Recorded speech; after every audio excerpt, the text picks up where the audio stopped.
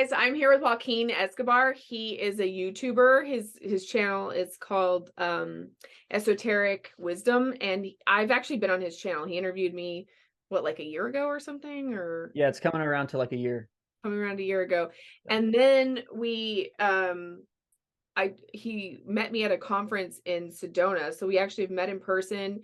He's really, really cool, and I really want him to come and explain to you. Okay, so his other thing is he's a holistic trainer, but he's really into like qigong and Taoism or Taoism, or what is with the Tao, the Tao? Like, I'm always confused. They like interchange those words as if they're the same. Is just sorry, that's first question. No, I know it is like the phonetic thing of like people don't even know how to explain the philosophy because it's so interesting because it's like it is a philosophy and a religion, but I call it Taoism. I say it But sometimes like it's all spelled with a T, Taoism.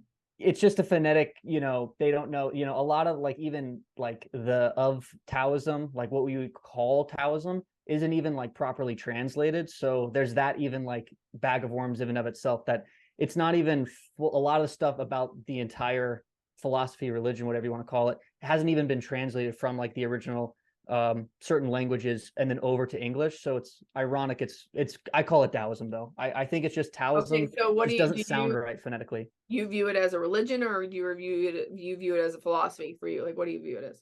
So I think, okay, so it's basically different fractalizations you could kind of categorize it out into. There's traditional Chinese shamanism, philosophical Taoism, and then there's kind of the holistic practices that we think of traditional Chinese medicine, Qigong, Tai Chi, Kung Fu. They can, you can kind of have an array of different things. So the weird thing about Taoism, because in its essence, the religion can't ever wants to be defined. Like if you ever try to define the Tao, it's the whole point of it is that it's undefinable. It's kind of like the conception somewhat of Allah in Islam. Some people are going to get mad at me for even saying that, but it's like it's an inconceivable concept to even like try to put into a box what the Tao is. So it's that I mean, concept of that's in interesting itself. because I've read Lazu's like the way, like a bunch. I've listened to it a bunch. And it's a lot of that like the way Yoda speaks, where it's like, oh, Yeah. this is good as this, or like it goes into it, like reverses itself one way. And I don't know what you call that. There's probably some actual technical literary term from it, but so almost it makes it's like, you know uh I, The way Yoda speaks, it's very much in this yeah. kind of like rhyming, kind of like nondescript, but it's a very Taoist. So the force is completely, in my opinion, I based mean, off. but everything is like sort of concepts like if you go looking, you will not find, but if you don't look, you will find. Yeah, I mean, like Yeah. you can see how it's really hard to define. Yeah, we could go straight into that. So the philosophical aspect of that is what's would be called like Wu Wei, and there's really good videos on YouTube about this concept, but it basically means to not essentially dwell on the past because this then relates to what I would describe as religious Taoism and then getting even concepts of what we would define as trauma and then what you could correlate to what's called like New German medicine, where it's like your traumas, you can kind of tell if someone's been traumatized. Like you can look into someone's eyes and you can really tell if they've been traumatized. Like even in animals, like there's this one cute Instagram bear that was like caged in Russia for years and she really, really old bear, but you can tell looking in her eyes. There's pictures of her where you can see it in her eyes that she's been traumatized. So it's kind of the concept of not holding on to the past, not holding on to the traumas. And there's a lot of good like Chinese, stories that they're real or not doesn't really matter. The point of the story is that the most famous one would be like there's a guy who basically breaks his leg and he views it as negative initially, but then when comes time for war, he actually doesn't have to go fight. So that's like the best concept of Wu Wei I could explain very quickly to someone to where they have an understanding of, okay, all these things you looked in your life are extremely negative. You don't understand how positive they actually could have been and made you better. And actually, oh, look, in that instance, okay, has a broken leg, but that actually saved his life out in the end. So I would describe it as that kind of not holding on and being very, what I would describe as being fluid and not resisting, like going with the flow. That's what it means, where it's like, don't try to hold on to things too concretely. Don't try to have attachment to it, like the Buddhist sense, where you're not trying to hold attachments to things, hold attachments to the past, hold attachments to trauma, hold attachments How does it to. view fate then? Is it fate or is it free will or what? So this is going to piss off then a lot of people too. It doesn't discern between either. So it basically says you have basic. So it also, you have to then go into, because this is a whole, we're unpacking so many cans of worms, because it obviously leads to this next question.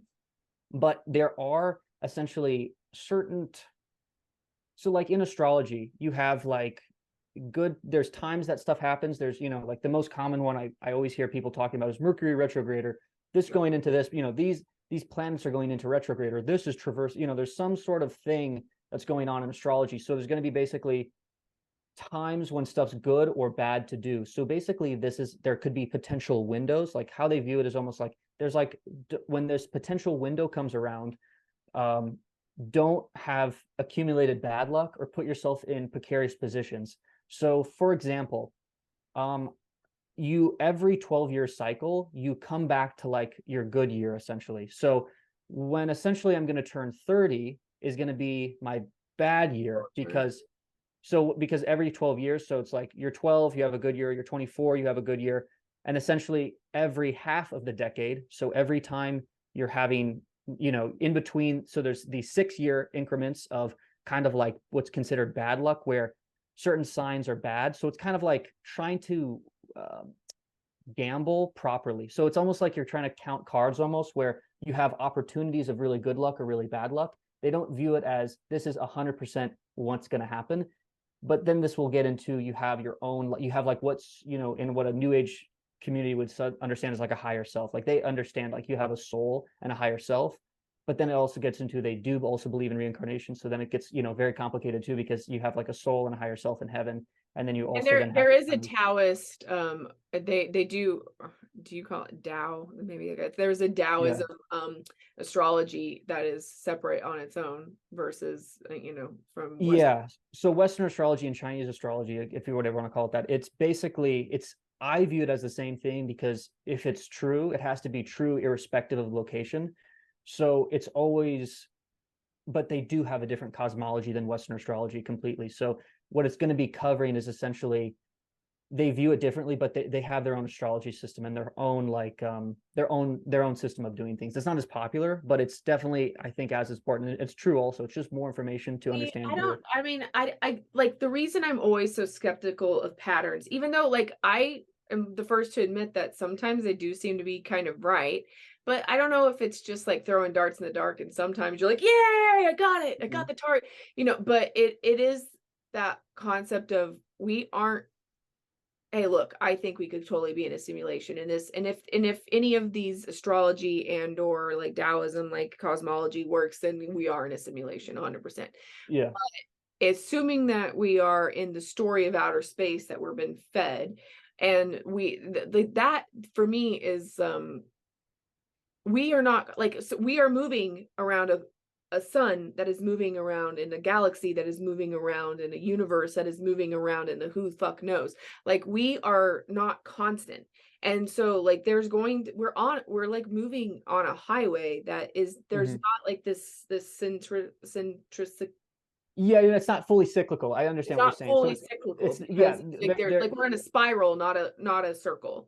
And that's the thing, is like, for me, I just don't think that we have the ability to completely predict all this stuff. But then when you look at astrologically, like, they can tell you how many minutes an eclipse is going to be, and for the next, I don't know, however many thousands of years, like, and they're really accurate. So that's something that, so this is going to get into I mean, there's a lot of different ways I could kind of go off that conversation, but I'm going to kind of go off it with the Ben take, where a somewhat of that with somewhat of these, there's going to be measurable cyclical patterns.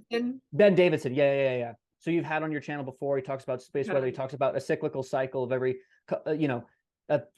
thousands of year cycle. Stuff is basically shifting, and seems like this is going to happen. So that's almost like a side conversation that is like kind of added in. But the point I'm trying to kind of make is essentially that the pattern recognition part of it seems to be that it's exactly the point where there are these constant fluxes, and the view of it that it's fully cyclical. It's not like, it's not like we have 12 months and every single month is going to be exactly the same. There's always going to be differences, and there's always going to be interpersonal different play and aspects of free will. These are just the external forces of like the weather forecast. This is almost like we're going to play flag football, but then there's going to be potentially rainstorm or then winds. You know what I'm saying? Or we're going to play frisbee golf, but there's going to be potentially high winds. So it's almost just like a forecast of what could happen in the thing in the, you know, in the Earth simulation. And then that's going off on, okay, what are we actually in? Are we in this Earth, a simulation? Because, you know, those are very two different answers. And obviously I don't know 100%, but it seems like it can lean towards somewhat of simulation in some aspects, especially when you're getting into the very mathematical synchronistic patterns that we fall into.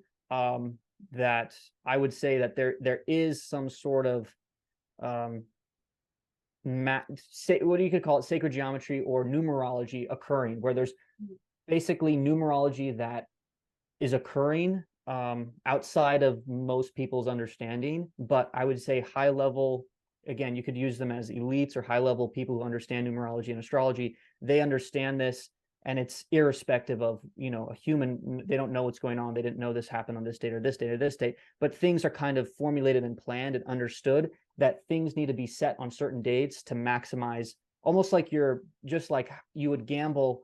Like if you're doing, obviously you can't predict price predictions on like the stock market or crypto, or, you know, when, you know, are you going to bet against, you know, Bud Light or Target because of these things? You're going to not understand their stocks. It's like, the point is that you're just, there's pattern recognitions you can understand.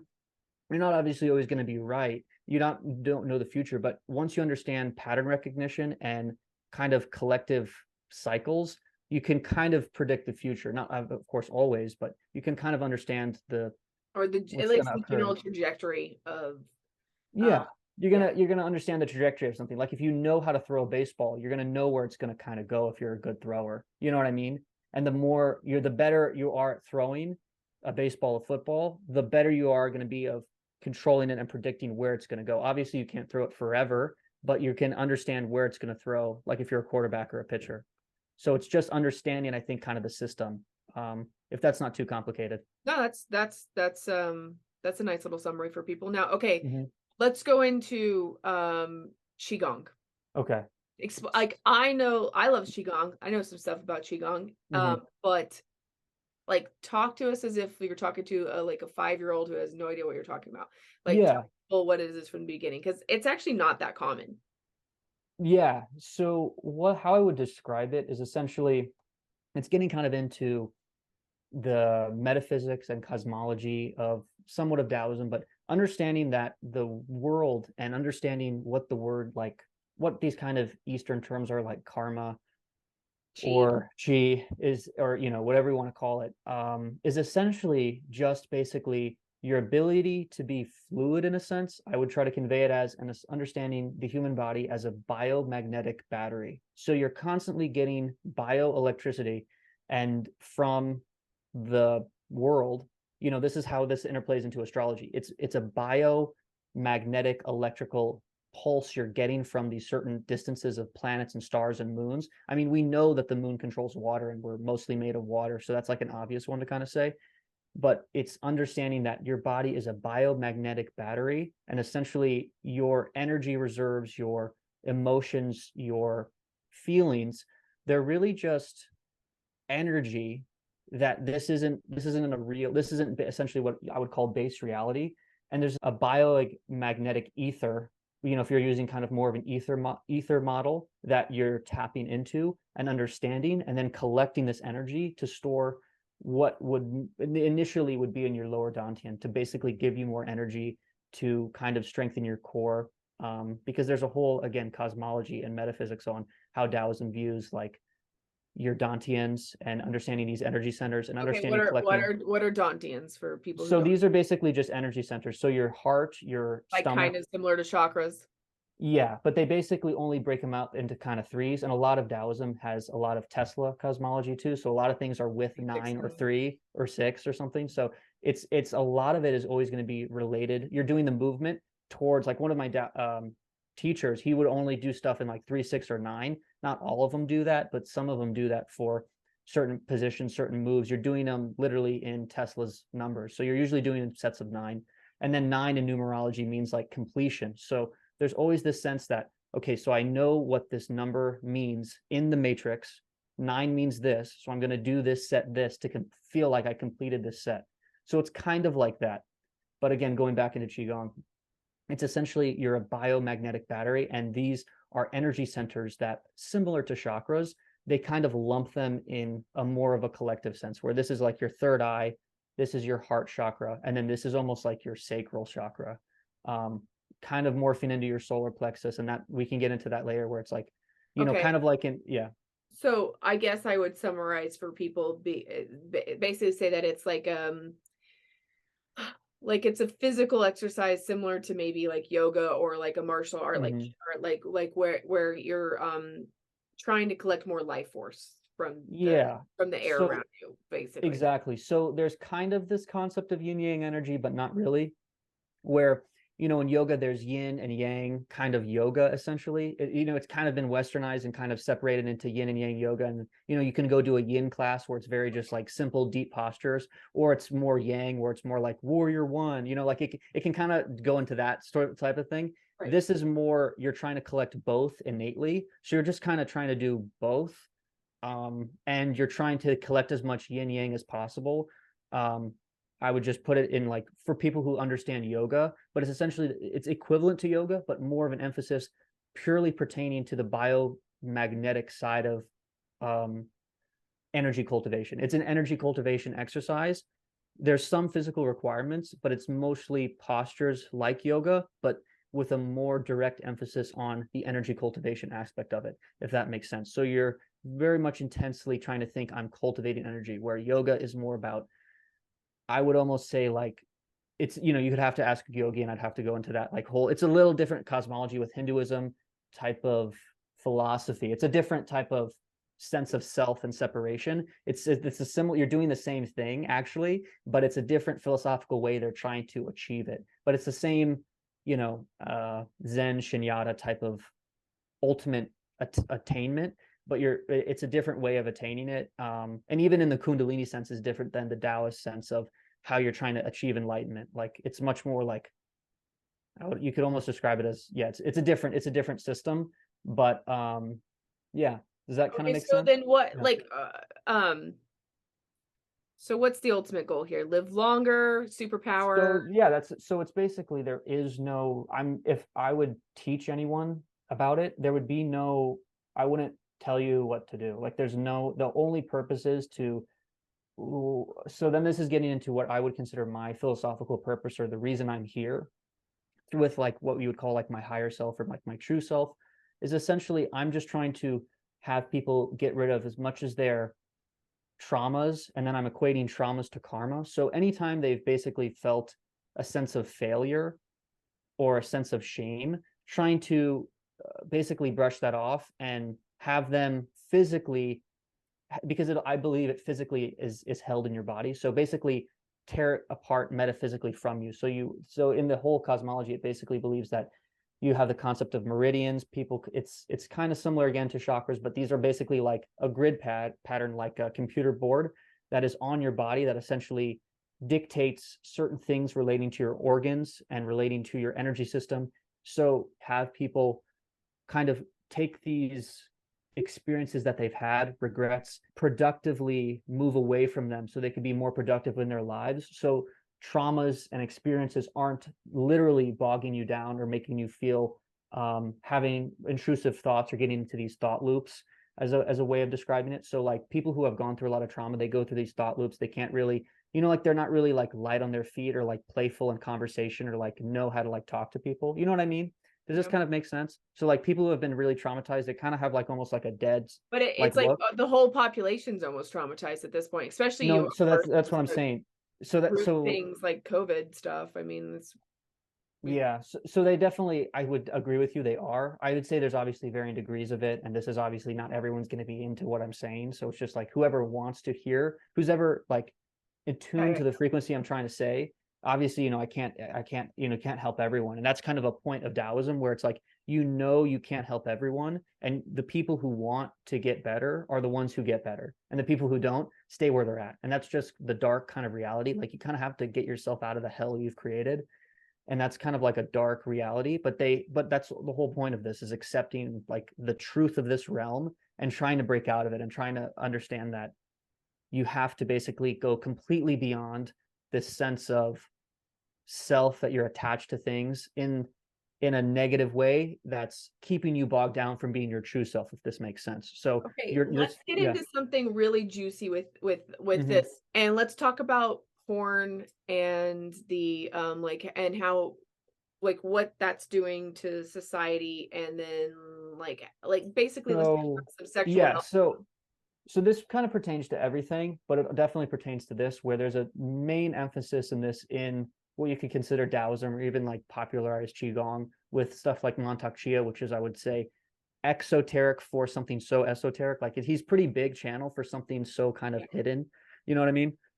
And like for Excuse those who me. don't know, Montauk Chi Mhm. is where does he live? Like Thai. I believe he's in Thailand, and he has like a retreat center there, where he teaches multiple different courses and stuff.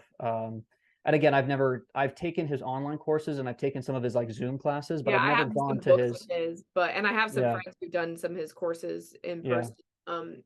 But yeah, I mean, so he goes into a lot of things like semen retention, or how, like, basically So yeah, this is really. then the big next topic that pertains to this, because then there's obviously just the energy cultivation, the Tai Chi, the Qigong, the martial arts that are more energy based than opposed to stuff like Muay Thai or Jiu Jitsu, which I've done, which has its benefits, but these are more energy cultivation drills. But then going to the next step, which is this kind of main wall that society is essentially facing right now, which is like a very dark black pill, porn addicted world we're essentially living in. And with stuff like Instagram, what it's so yeah, this is kind of going on to a multiple different conversations, where this is going into the hidden truth of like Freemasonry and like all those other type of like esoteric hidden secret Mystery societies. schools or something. Yeah, mystery schools, secret societies, mainly peephole stuff. So it's like that aspect of it. There's that. Plus, then there's what you would consider. So there's multiple different things. Then there's the societal commentary that I have my own commentary about. So Where I'll Mhm. paraphrase what my understanding kind of might be on this thing right Yeah, now. So it's almost as if like we're in a society where it's kind of like fast food dating, where it's like you're like it's very encouraged to be with a ton of people rather than one hmm, person, and it's encouraged to like I mean the amount like with the invention of free porn at this point, it's like the amount of people have seen, and like a guy 50 years ago would net like seeing one Playboy picture is not going to equate to, I mean, this is just the consumption of all this stuff is really hmm. messing with the brain thing. And I think what we're not ever talking about or really realizing is that when you're with somebody intimately, or even if you're just it's just digitally and you're in that kind of space, there is like it's like a life force exertion that is being expounded. So it's almost like it's taking away, like you have so much in your battery, right? And then every Exactly. time you like have an orgasm, it just basically goes out into the ether of nothing, whereas there's ways to regenerate back into yourself. And Exactly. Yeah. we're kind of, the way our society is set up, we're depleting ourselves of actual life force, and it's One encouraged.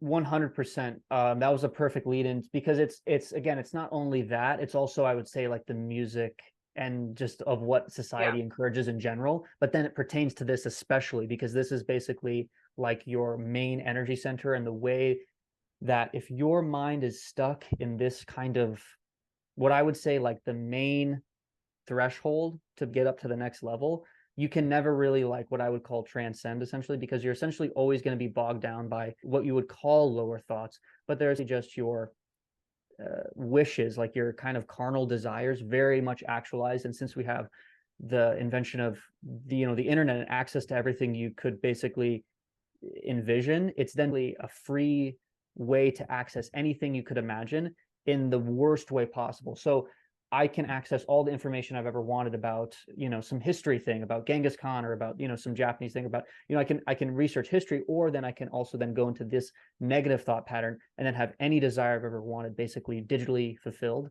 And then also, other than that, I'm then depleting my life force, which is it's been a completely central thing and understood in Taoism, and understood in kind of what you could call mystery schools or secret societies, that your vital essence needs to be transmuted. And that's, completely pertains to Taoism. And there's tons of books, and Montauk Chia has a book on it, that's pretty popular actually. But this is essentially the main point, that you're trying to cut off that kind of initial just animal instinct, and then transmute it into something greater spiritually. And then we're going to go straight into this point too, that so in Taoism, the belief is that you're going to try to attain consciousness after bodily death. This is getting into other Taoist things too, but the whole point too is that You're basically choosing when you die.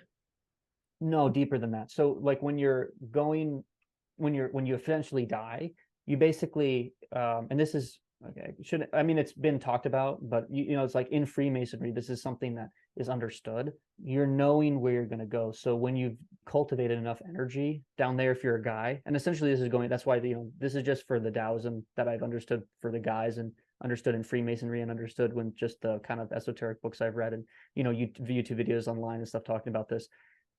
Understanding that the energy that you gain from that, if you're not expelling it, and if you're basically cultivating it and reinterpreting it up to what you would be called your upper Dantian, essentially, you're then become enlightened. And then you can basically know what you're doing when you're dreaming. You essentially you understand the process of death enough, so you're not really fearful of it. You're not really fearful of where you're going to reincarnate, or if you're not scared of if basically your demons are going to, your own psychic projections and your own thought forms that you've created over your life come back and take you down and drag you to hell, essentially, allegorically. You're basically light enough that you're just going to go straight up to heaven, and you're not going to really have any sort of thing to worry about. So it's kind of like understanding that this is a free ticket to heaven, is because you've transmuted all of your basically animal passions to then carnal lust to then into spiritual gold. And this is, alchemists talk about this, the esoteric, like inner alchemists talk about this.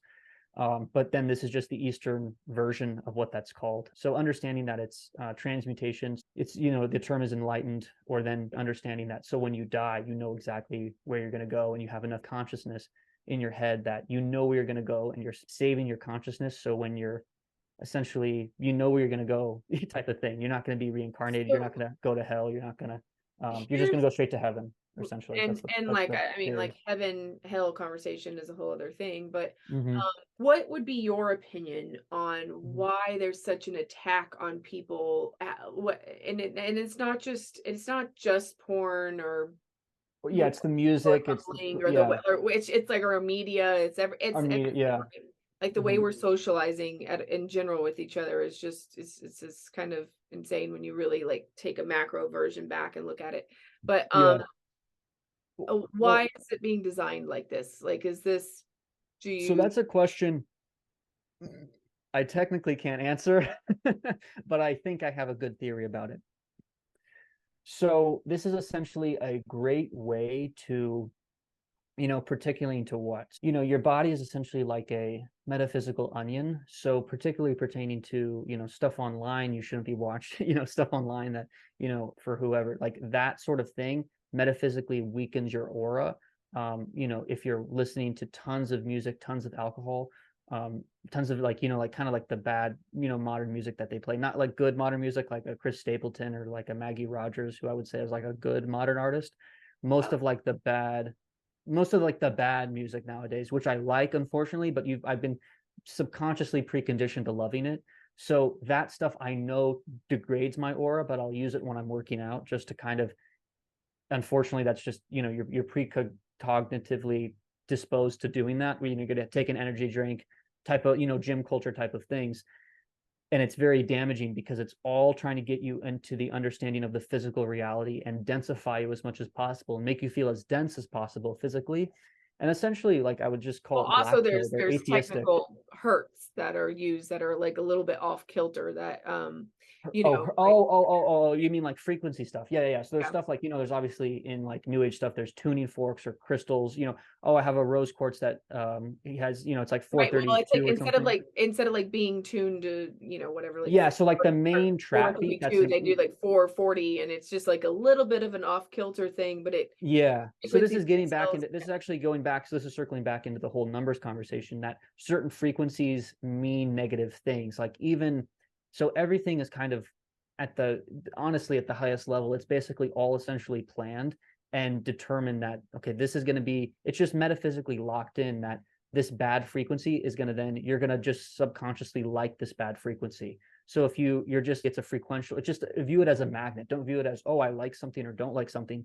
View it as you're actually just a magnet bouncing around through different energies of music. You're not actually really choosing the music you like. As weird as this sounds, you're essentially just precognitively because your friends in middle school like this music. They play this music. They then are all attuned to this frequency, and then you're basically a version of your five closest friends. So then you like this subconsciously. Then you have a memory attached to it when you were young. So then you like the music subconsciously as you grow up, but it's It really just becomes nostalgic and it becomes nostalgic, but your nostalgia is actually just a bad frequency trauma, but you have an attachment to what was a bad frequency trauma. So this is the same thing I'm rolling into with Qigong, which is trying to dispense of that, which is we actually hold kind of attachments to things that are extremely unhealthy.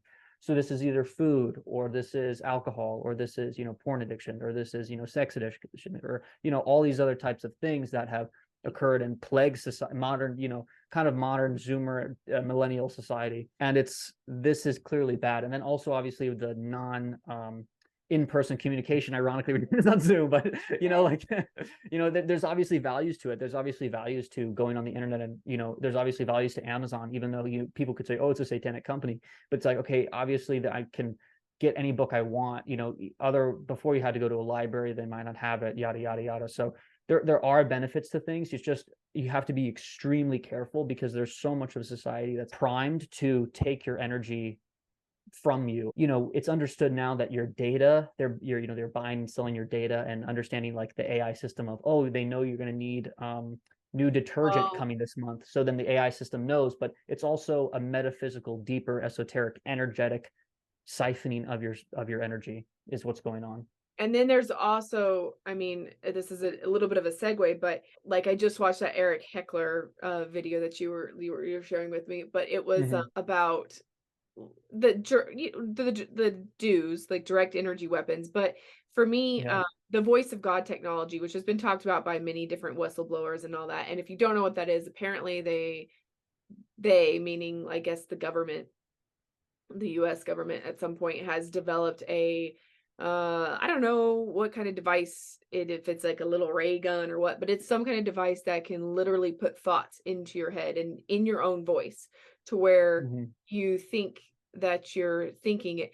And it's weird because one of my Korean friends always would tell me like his father was a professor at the University of Korea or whatever, and he Mm-hmm. said always never believe what you think. He's like, don't trust your own thoughts and don't believe what you think. You Yeah. like just No, seriously. be neutral about your thoughts and your Yeah. beliefs and see how they play out over time and whether or not you and that's interesting because if you sit with yourself, it's very important to know thyself. It really is. Because if you sit with yourself and you're kind of going like you speak English and or you speak whatever language you speak it in your head. Um Mm-hmm. and sometimes we got to go into feeling into whether or not something is right or wrong, or feeling into like don't listen to the logic of things that are being spoken in your head, because it obviously look around, everybody's doing that. It doesn't there's It doesn't that work. it doesn't It work. doesn't work. Yeah, no, so this is the thing. So one of my I guess what would you call her? So she's like an energy healer. She did this thing called Kundalini activation. I forget her name now. I actually feel kind of embarrassed, but she's really, really, really good at what you did. She would basically like, send energy up your chakras. She'd like touch your feet, send energy up your chakras. One of the girls, I remember this specifically, when there was like qigong classes, she couldn't feel the chi. She would just do the classes, but she didn't feel the chi. She made jewelry. She understood kind of the subculture of new age stuff, which was like the tuning forks, the crystals, the qigong, the yoga, all this type of stuff, but she couldn't really sense it and she didn't have an understanding. The second she did Kundalini activation, she was like, it's undeniably real. This girl, I just wanted to give her a shout out because I felt like that was such an interesting story. And she said, you should never listen to your thoughts. Your thoughts are just going through you. These are just ideas that aren't really even yours. Like, you're not your thoughts. So what the concept of your true self is, isn't your thoughts. So your thoughts are just basically a reaction. So you're just having a reaction, you know, like, oh, Mercury's in retrograde. Oh, I'm having a reaction. I can't process today. I can't, you know, people who, you know, have depression or stuff can't get out of bed. You're just reacting to things. You know, you're just reacting to your past, you're reacting to traumas. You know, someone cut you off, someone was mean at you at the store, someone was, you know, just people being assholes, and, you know, you just have to unfortunately then deal with it. Your thoughts then that arise from that aren't even really your own. They're just basically psychic transfers, or you're basically then subconsciously picking up from the collective consciousness. They're not even really your true thoughts. Like, they're not what you really want to do or what you actually feel hold as value to you. These are then just psychic projections around you in the ether, or just people projecting them onto you or stuff. And, you know, obviously with that technology, that's literally a beam projecting psychic thoughts onto you. So, you know, high level, I would guess you could say wizards, or then technology can do this, or then you're just picking it up from the ether. But she said that, you know, you're not your thoughts. And that was something very fascinating to me. And I've always tried to think about that too, where it's like, if you get an intrusive thought, you try to be like, oh, that guy's an asshole, or whatever. It's like, just let it go, essentially. Which it can kind of seem cringe at first glance, understanding like, oh, just let it go. It's like, what do you mean just let it go? He was an asshole. But it's like, it's a deeper meaning of whatever the energetic frequency behind him is, just really what's behind him. It's not like actually that guy's being the asshole. He's just really upset about his life, and then he's projecting it onto you, and then you're receiving it. And that's what I've mostly found with people who kind of have this sort of thought pattern. It's basically they're just projecting their own stuff onto people and onto reality, even though it's not even though that person who cut you off, it's not about anything else. It's about their life that they're experiencing. And it's just an amalgamation then just finalized with that person. And then you're just basically transferring these negative thoughts. So to not then hold any of these thoughts is, again, integral to. And this is where I feel like a lot of programming comes into play, like in terms of like scary movies. Like, let's take the concept of scary movies. We have all these like all these like murder slashing, like, I mean, on TV you either can watch a cop show or a murder mystery show or a lawyer show about them, or a doctor show where they're fixing up latest shootings, or they're just I mean, the blood and the gore and stuff like that. And then I have this one friend who it's a girl actually, and like she has the worst, I hate driving with her because she has the worst road rage, and she just says these like whoa, like just heinous little like, I'm gonna like grab, or I want to pull your throat out, or I mean the things she says, like when she's like in her little road rage thing, I don't even think that way. And I don't think that way. I don't watch that kind of shit. And I don't watch that kind of shit because I don't want to think that way. And I don't want to think about all the different 1,000 ways I can be killed, or that other people Or murdered or that's not kidnapped. fascinating. Let's that's another thing too about the culture, actually, we should just kind of address on really quickly.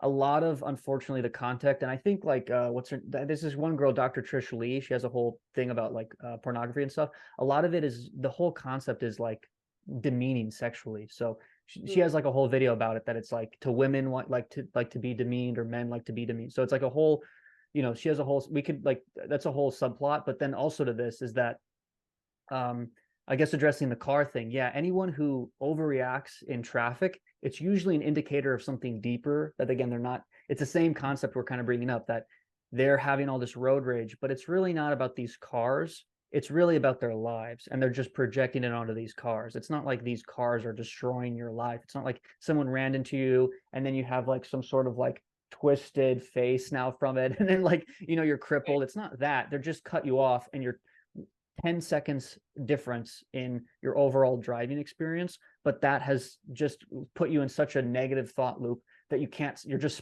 you know, when people say I'm spiraling, that's what you're just spiraling out into, this negative thought pattern. So unfortunately, I've been around those people where they literally can't even process the concept of just traffic and people just trying to merge. So it's a super negative thing that's happened all Or the that time. you Yeah. do it yourself, probably unknowingly, like you've cut somebody Yeah. else without knowing it, or sure. I mean, like it's not And like they've been, you're yeah, and they've got pissed off too. But it's not like I right. was intentionally trying to cut them You're off like and ruin their you. day. That's it. Like I'm gonna, Yeah. yeah. But we receive that. And actually I wanted to add that thing to horror movies too. So this is kind of a controversial take also. This is probably actually going to be one of my most controversial takes I could actually say.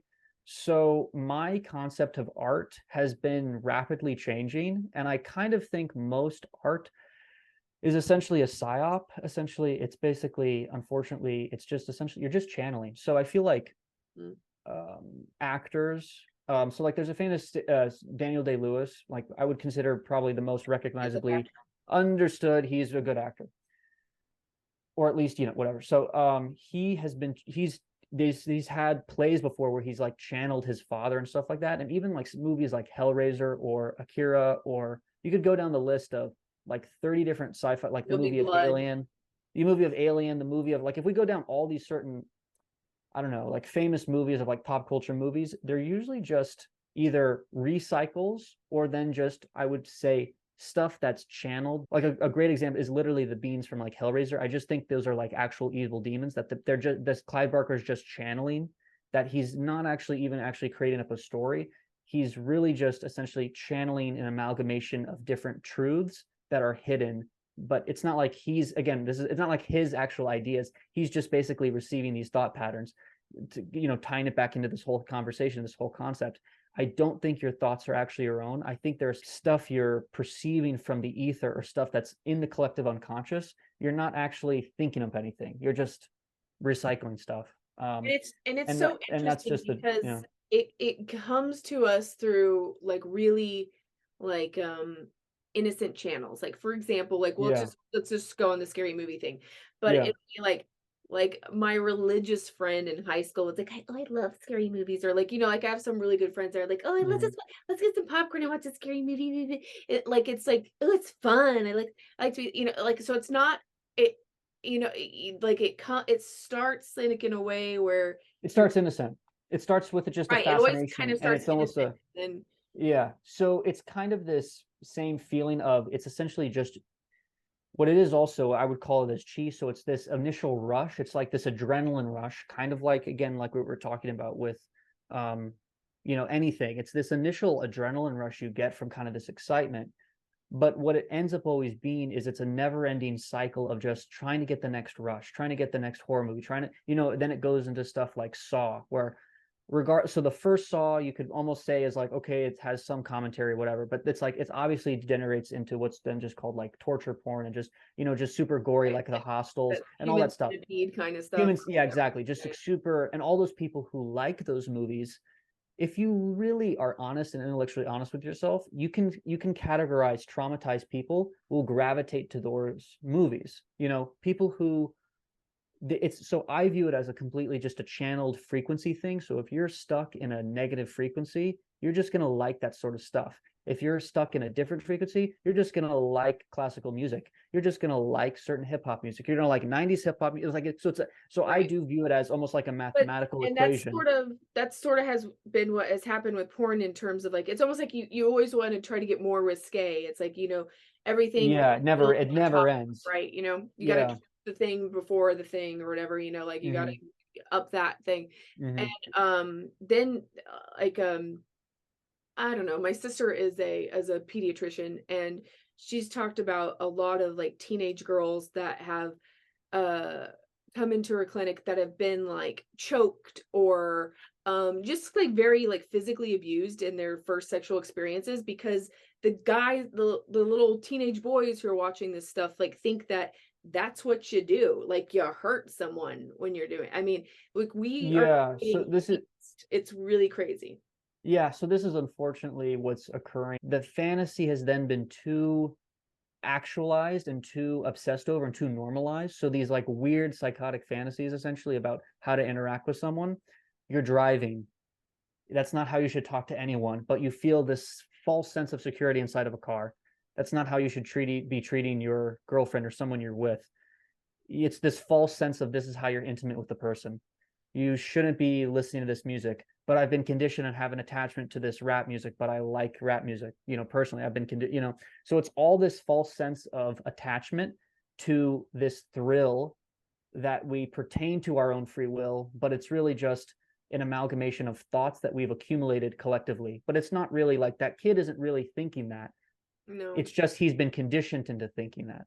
So Yeah, he's not well, really societal programming, right? Like exactly. That's exactly what I'm saying. It's this societal collective programming of degeneracy almost, and wasting your energy and dehumanization. You could almost reduce it to like a sense of dehumanization, if you could say it very simply. So yeah, that's very, yeah.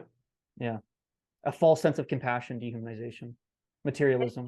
And that's that. So, okay, that it's okay because that is happening, but there are ways to combat that. And like, so Yeah. qigong is actually a really good way to, I mean, not just qigong, but a lot of this stuff, but Uh-huh. like being embodied and being able to move your energy in a different, like, and there are exercises and techniques that you can do to, Yeah, I'm never saying I'm the only guy who knows everything type of right, shit. no, or and That's it's obviously ever such a evolving, false right? You can conclusion. learn Yeah, that's such a false conclusion. I would, excuse me, never come into. I would say obviously like just something free that everyone can do is fasting, which is an amazing way I feel like to get rid of those old thought patterns, because I do feel as these thought patterns as condense into like what would be called a spirit, and it then siphons off your energy. So that's why people get addictions. Is it's really just a psychic projection, a literal being in like the ether that has been created by your own thoughts or someone else, work like a disease. Like if someone gives you a disease, it's right. really just their own spirit attached to you now, and then it's siphoning off your energy. So unfortunately, that's just what's happening. So yeah, I would never say that, oh, I'm the only guy, because it's basically it's diet, it's fasting, it's how you live your life, it's who you're around, and that's the whole point of this too. It's to get you to assess your life very critically, to understand who you're with, how to game your day to where it's as pragmatic as possible, so you're actually doing what you want to do and not these reduced idiotic thoughts that everyone's then projecting from society onto you, because society is just a construct. What you truly want to do and who you are is completely separate from society's construct portrayed on you. Even this hat and this shirt and this room is just of not what I would truly want my life to be if I lived in a little like No, I would be in a gnome. hobbit hole and like the red, Exactly. Yeah. I was thinking, yeah, I'd like, live in and a I would have tree, a like, yeah, staff, like and I would like, Endor. I Yeah. actually think I would wear robes. No, yeah. So I I kind would even say that there's unfortunately just the reality that we have to then accumulate it somewhat, but there's not like this, there's give and take, where I'm not saying, whatever, but I think hopefully people can discern and understand what I'm trying to allude to, where you should be yourself, but obviously you're in society type of stuff. Like for now we're in society, so there's going to be this, you're just going to be part of society essentially, but being your true self in that. So and what qigong is trying to do is get you back to what's called your original self, which is essentially your childlike state before you're corrupted by all these thoughts, almost like when you were free and had a sense of levity as a child. That's what the whole point of qigong, the esoteric martial arts, are actually trying to do. They're trying to keep you in that sense of lightness and innocence and dancing and singing, to where you're not bogged down by the weight of maybe the that's world part of the essentially. video game that we're in, is that like, like the all of these, like whatever, like these negative thought program Mm-hmm. things that are Mm-hmm. meant to cipher, take away little parts of our life force. Mm-hmm. Maybe it's like for us to figure out how to shield, or to shield them all. Like, I don't know, I'm thinking about like Zelda or something. Um Yeah. I don't know. I do So sort of yeah, so this is what ways. I do believe every spiritual practice is trying to attain. You're trying to get yourself rid of all these negative thoughts, so you can essentially be in a pure state. And this is what I believe the Matrix is designed to do. I have no doubt in my mind that this is the essence of the Matrix, is to be indifferent as possible. So this is what the whole meaning of, I interpret as Shunyata, is supposed to be saying. It's not supposed to be calm or not supposed to be this. It's actually, again, there's not a really good translation. How I could energetically convey it is this: to be as much as yourself as you want to be, as you could be. So you're yourself as you were a kid. You're who you want to be. You're simultaneously your innocent self, which is your true self, and then you're simultaneously who you want to be in the world. That's what you should be doing. But so many people then become diluted by their lives, and the whole point of it is to then essentially still cultivate energy so that you then know what you're doing on your next phase of your journey throughout this experience we call these sort of states, where you're going to go to a different realm after this once you have physical death, and then you can basically go wherever you want. One time on mushrooms, Mm-hmm. I like one I had a realization, like, where I was back with the oneness or something, and Mm-hmm. I realized that the like, okay, so your gift is life, but the biggest gift you could give back to the oneness, that's self-learning. And I'm sure that there's other onenesses, but the oneness that we particularly belong to, uh Mm-hmm. is okay, like, to be like a clone war, to be basically whatever, like a stormtrooper, doesn't do it much good, right? It doesn't learn much from everybody living the exact same cookie cutter thing. It learns, Uh-huh. like, it learns the most by you being your most extreme version of your uniqueness that is completely uninhibited by other things. Like, you actually, like, a really truly person in their own in their actual identify, or in their actual true self, versus whatever else, like with societal pressure, or versus Yeah. slavery system of the, whatever you want to call our Yeah. nine to Yeah. five Yeah. thing. What, I'm not even just picking on those people, I'm just Mm-hmm. whatever. But I mean, uh it learns, it expands more, and it helps it more the more unique we all become, and the more, because the more unique we all are, and the more we're in our own truth, and the more we just, like, freely create things and invent stuff, and go and have new experiences and new kinds of, I mean, the more these kinds of things happen, the more expansion happens. But Yeah. the more we try to, like, go into somebody else's vision of what life should be and whatever, Uh-huh. that just stagnates the oneness, actually. Or whatever you want to call it. I don't know if oneness Yeah, is the Tao. I mean, the you could right call it the word. Tao, exactly. If you want to call it the Tao, cool. Like, Yeah. I called it, like, Whatever, yeah, however you giant interpret energy thing of whatever our consciousness, whatever is the viewer behind our eyes. exactly. So I would 100% yeah, I'd agree with that. There's the that's exactly what you're trying to do. You're trying to be yourself and be uninhibited by the world, essentially. You're trying to be yourself and be uninhibited by the world and be as spontaneous as possible. So this is actually kind of a going to anime reference. One of my favorite animes is Naruto, because one, it's so collectively subconsciously known because it's the most popular Western anime, but it's actually, I would consider, like, one of, even though I think that it's completely purely channeled, essentially, like, the art form is all like the concept of chakra is just chi, and the concept of all these moves are just, pre-existing concepts. I still think it's really good because it's everyone's subconsciously then preconditioned to understand what I'm saying.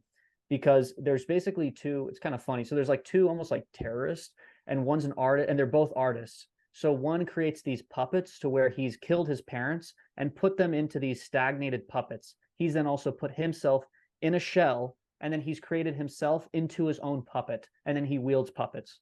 So there's this guy who is, this is literally part of the show. So so he basically has created his, he was basically created his perfect world where he has his parents, he's his perfect puppet, he never ages, and he's in this shell.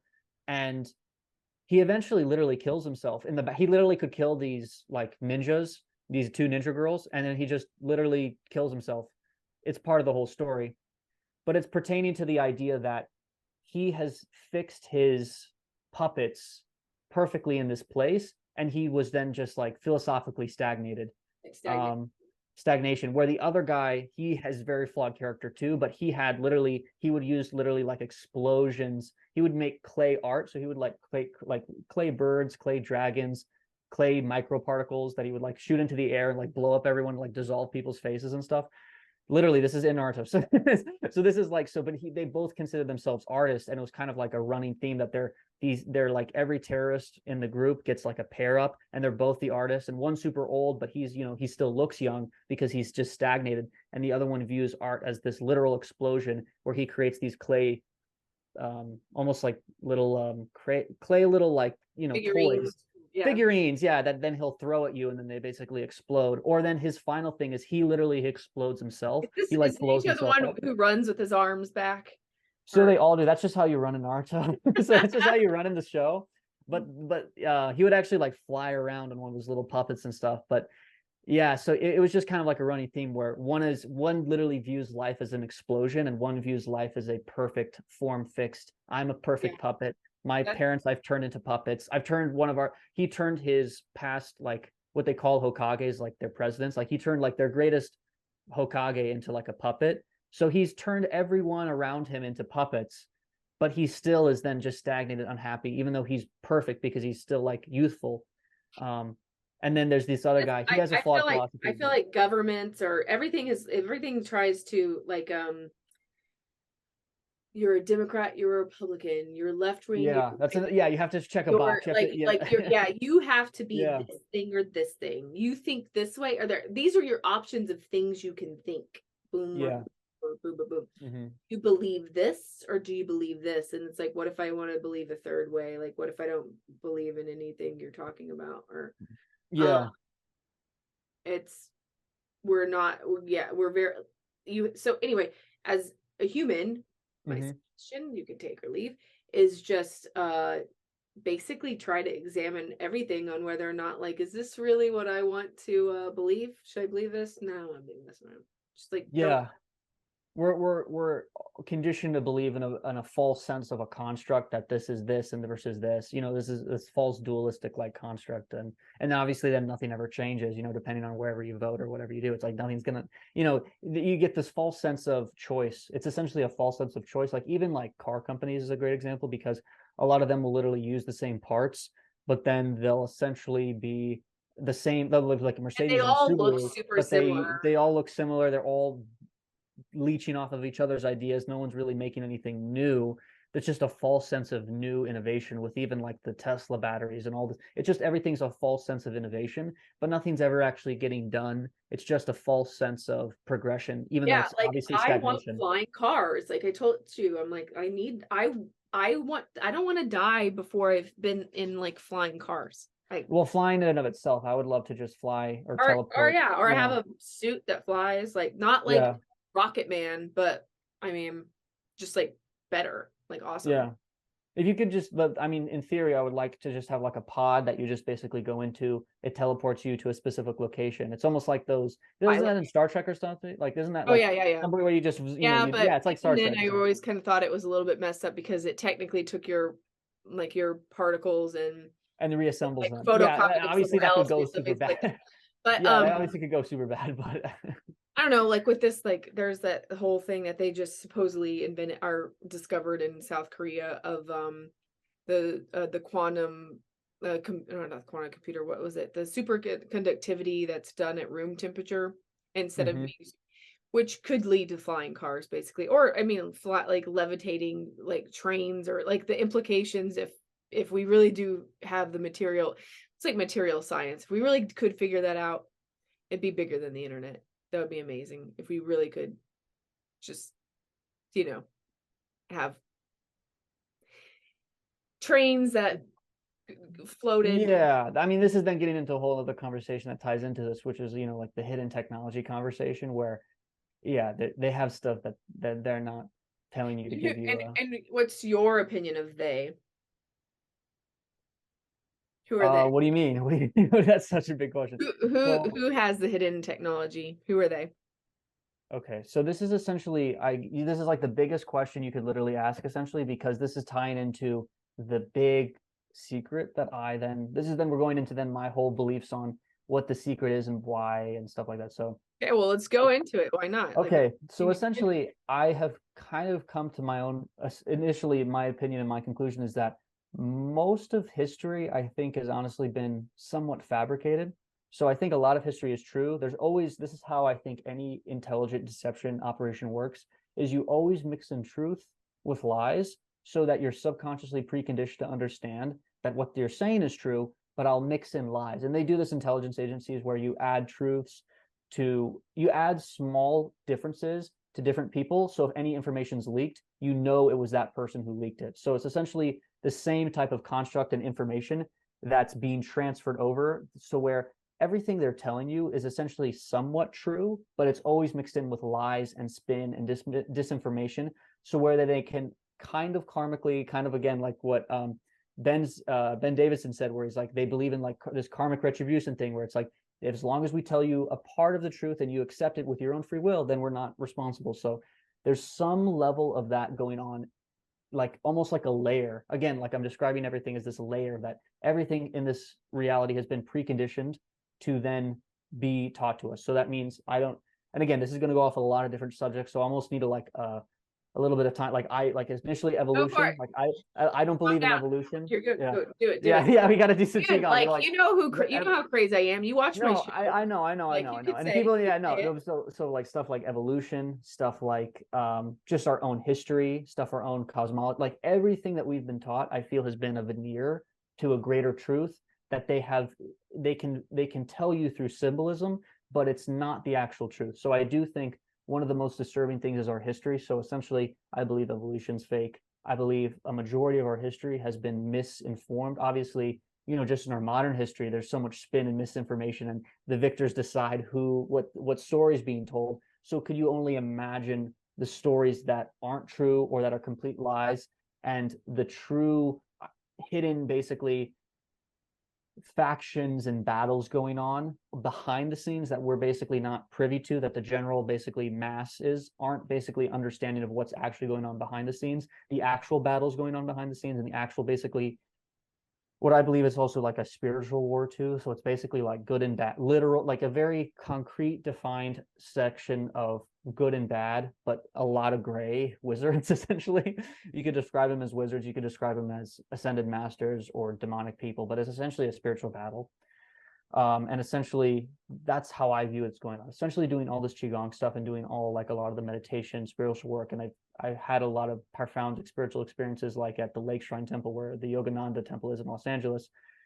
I definitely believe there's an objective sense of good and evil through a frequential system, and it's essentially a system trying to manipulate and control and take as much power as possible energetically, so that they can try to basically go up into the higher realms without actually spiritually evolving, like we were saying. So you have all these spiritual problems that you're not addressing, but you're still trying to upgrade. So that's kind of what's going on a deep level spiritual battle between the good and bad entities, essentially, Yeah. manipulating humanity in, and also they don't have a concept of time like we do. So this is kind of like a weird time travel thing simultaneously. This is, I know it gets very trippy, but then it makes a lot of sense if you do a lot of remote viewing or do channeling, or if you're in the spiritual space, the concept of time, you could remote view to the past. So the concept of time is a false construct in and of itself also. So there's this sense where you have a battle that's going on essentially spiritually, I'm energetically telling through you, dude. time. Like I yesterday, or when was it?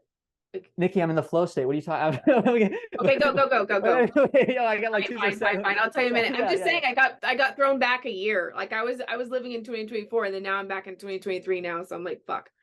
Go Yeah. ahead. Okay. So the concept of time in of itself, and I could get to that specifically, where I feel like in the future. So okay, and now you see, now you're giving me too much good stuff. I have to, but basically the concept of time that we've been told of about our past, I think is a complete fabrication. Oh, And I think even stuff that they've set up in terms of our architecture has been, there's kind of the whole Tartaria conspiracy, but it's essentially it's deeper, that they've set up architecture to manipulate the zeitgeist, literally to vector, just like in astrology or numerology. They have basically wiped out certain, they've hidden, obviously you've interviewed people where they cover up stuff about the Smithsonian, about the giants in Florida and Aruba, what all that, so that they have an understanding of the true history. They've tried to wipe it. They've tried to retell our history. They've basically tried to kill all the Native Americans and try to wipe the true history of this continent. They've tried to wipe the true history of basically everywhere else. And they've kind of done a successful job, supposedly, like wherever that time was with China, where some of the language was then, kind of like if you look at old Chinese, it's very different. Like Chinese, the language actually shifted very recently in same with terms of the English. long. Like try reading Yeah. you're like, what? Yeah, so they basically have tried to, take over stuff like, Britain taking over India, taking over China. They've tried to manipulate those cultures. They have done a little less good of a job as they've done here, where all the Native Americans just basically died. But yeah, that's basically what's going on. pertaining to that specifically, like if you're feeling this time dilation, I do think stuff from the future basically happens where the sense of time is altered. So then we're experiencing time differently back in the present, because in our future, we experience time differently. So in our present, we experience time differently too, because the concept of time is just, again, another construct and a concept that we're basically kind of enforced upon. So in the future, this concept will be more amorphous. So then we're obviously experiencing the ripples now, almost like a wave crashes in the future. This then we can feel the ripples depending on how big you are, how close you are to that initial like splash. Does that make sense? So there's going to be like time dilations, as you know, because I do believe a Well, version of what I the also I think that, well, I mean, I like your hmm cosmology or your hmm philosophy here, but I hmm mean, I think we have realms, and I think realms are oh merging. And I yeah. think that I didn't that even get to that, but I agree with that. that's a big part of the time dilations. I think is that we're having So okay, basically then this is three getting into, life realms merging portals.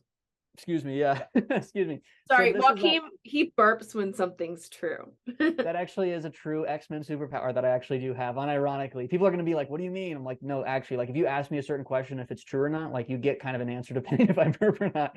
So yeah, no. So the concept of realms is 100% true. The concept of the interdimensional stuff, like the stories you talked about, where you saw the unicorn, I 100% believe that's real. I think good and bad spirits are basically interdimensionally laced in our 3D plane that we perceive, and then they can kind of then cascade and pixelize the more we basically attune to stuff. You know, like stuff can be projected, or stuff can be basically seen outside of our veil essentially. So we basically have like blinders on, and then we basically can undo them and then basically see the true world, which is like a very whimsical fantasy realm. And just to tie it back into Taoism, kind of ancient Chinese thought, you know, there's this whole concept of dragons, and dragons coming in and literally turning into people, and then people being dragons. Like it's very clear. I don't know what dragon wings or all are. I don't know the concept, you know, because you know we say like, oh, dinosaurs had feathers. Oh no, they didn't. So it's like we don't even, you know, like the concept, like what we perceive in physical reality is very different than what could be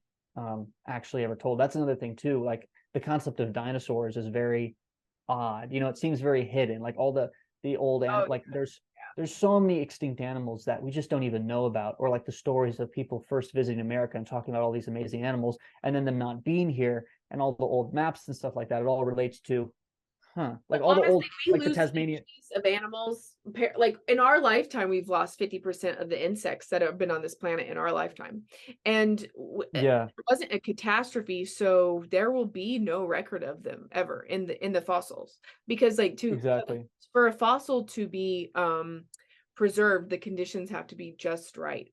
You know, It's almost basically a complete fluke. Yeah, it's almost a complete almost a complete fluke fluke. The for fact it that to we be even have preserved. any Yeah. fossils is crazy. And then so hmm I mean, like if an animal dies today, like it's just consumed by the ecosystem, you know, like something hmm else consumes it, eats it, or it deteriorates it. Like, you know, like if a cow dies in a field and nobody, I mean, if the coyotes don't get it or whatever, the sun will get it, the elements will get it.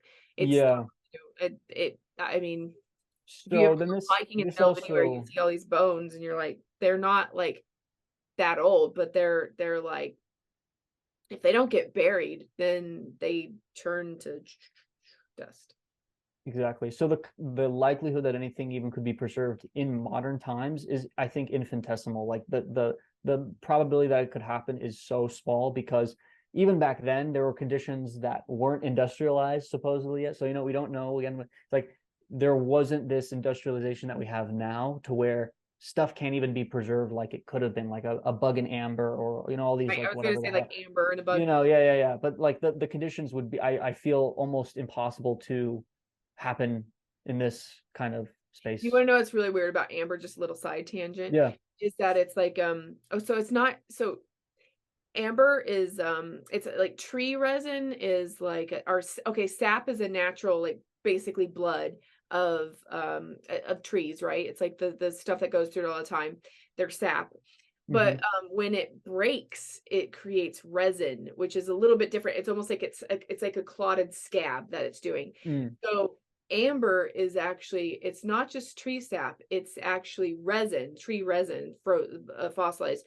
So you almost know there had to be some sort of air burst or something like that, something to where the trees broke but didn't die and were able to try to scab themselves over, and then insects were caught into them. It's really, when you look at amber fields and where a lot of them are found, it's a Yeah. big like WTF, like what happened, what went on, this is weird. But I'm working on old nukes. Like that's what I think, we had an old nuclear war. Yeah, I mean, yeah, there's there's so much history that, there's obviously like a lot of the Hindu cosmology is the best example for it because they're pretty accurate in how they're depicting like nuclear wars and stuff. And then there's basically like how do you say it? Like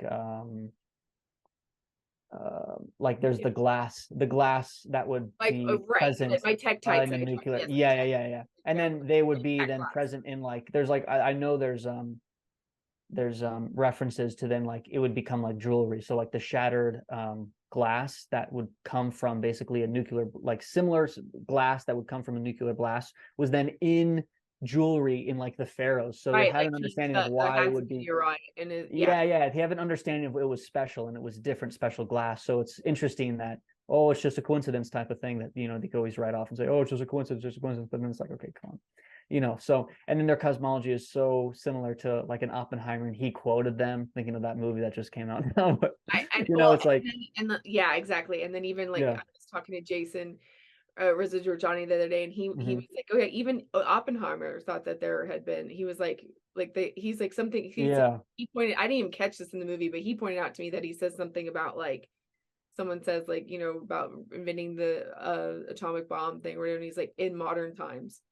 And then it's like I didn't even get the implications of that until Jason pointed that out to me, and I was like, oh, okay, yeah, like Yeah, no, I think that they have an idea of that what would be called like the hidden history of humanity, and that there was basically wars here, that the basically all the kind of cosmologies and stories really are true, and these battles that occurred really did happen, and not in a fabulistic way. Like, no, there's really like nuclear wars, like ancient nuclear wars with like monsters and stuff like that.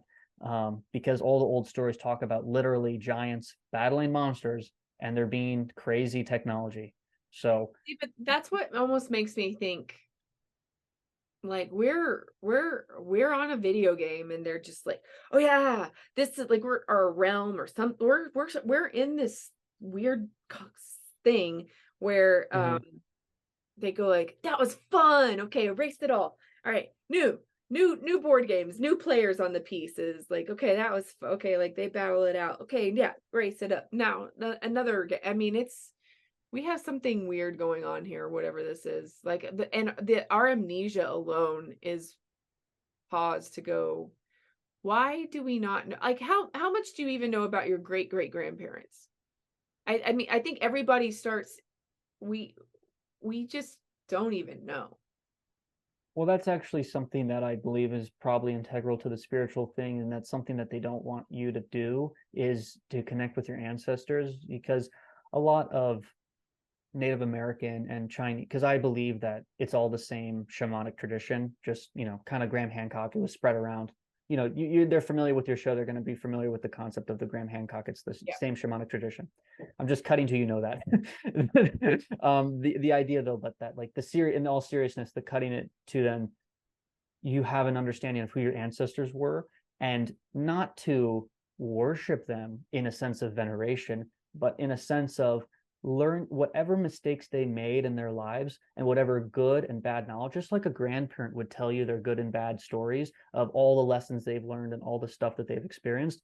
They're just there to basically then tell you that, so then in your life, in your incarnation, can either undo the karmas or then have a more successful life. That's all they're trying to do, really. And the last thing they want is for you to then have that connection to your greater ancestral lineage and understand actually why you're here, because your true self knows that truth, and it's connecting you more to your true self and understanding the cosmology of connecting to your ancestors is a very big thing. I think that a lot of people then just deny. In almost all cultures, it's been you know, I mean, in a Western context, it's been like scrubbed. So then we don't even really know what our grandparents or what our, you know, what kind of traumas and great experiences, good things, bad things they did. You know, there's not that ancestor veneration as there was in, I would, in a sense, Taoism, where you, Like it's with my understood great that, grandparents, yeah, I know their names, some of their names, and other than that, I have no idea very much about them. yeah, And yeah, their parents, so like my great grandparents, I don't know. Bob's your uncle, man. Uh, yeah, no, and I think it's fascinating for people to understand. Obviously, you know, do the whole ancestry, genetic testing at your own discretion. Obviously, I don't think they know exactly yeah, what they're I did that, doing. and I would regret doing that because, well, and Yeah, first of all, I think it's bogus yeah, because it's not like I did it 15 years ago, and hmm it's changed. My ancestry's changed so much in the last 15 years that I'm going like, they don't know what the hell they're doing. This is like, I think they're just looking at ancestor.com and like making stuff up. I don't actually think that they can. but even like, so this is a funny thing where it came up like 2% Egyptian for me. So, but even the concept of Egyptian is a false construct because there's obviously multiple different shades of what an Egyptian is. You know, there's different Like types that's of just a country Africans. that's like, Yeah, there's you know, there's completely different types of Africans. So even the concept, I reject that whole concept of, oh, you're 2% I mean, Egyptian. What the hell at does that one even point mean? I had 2% sub-Saharan African, Yeah. and then now it's 100, it says 100% European,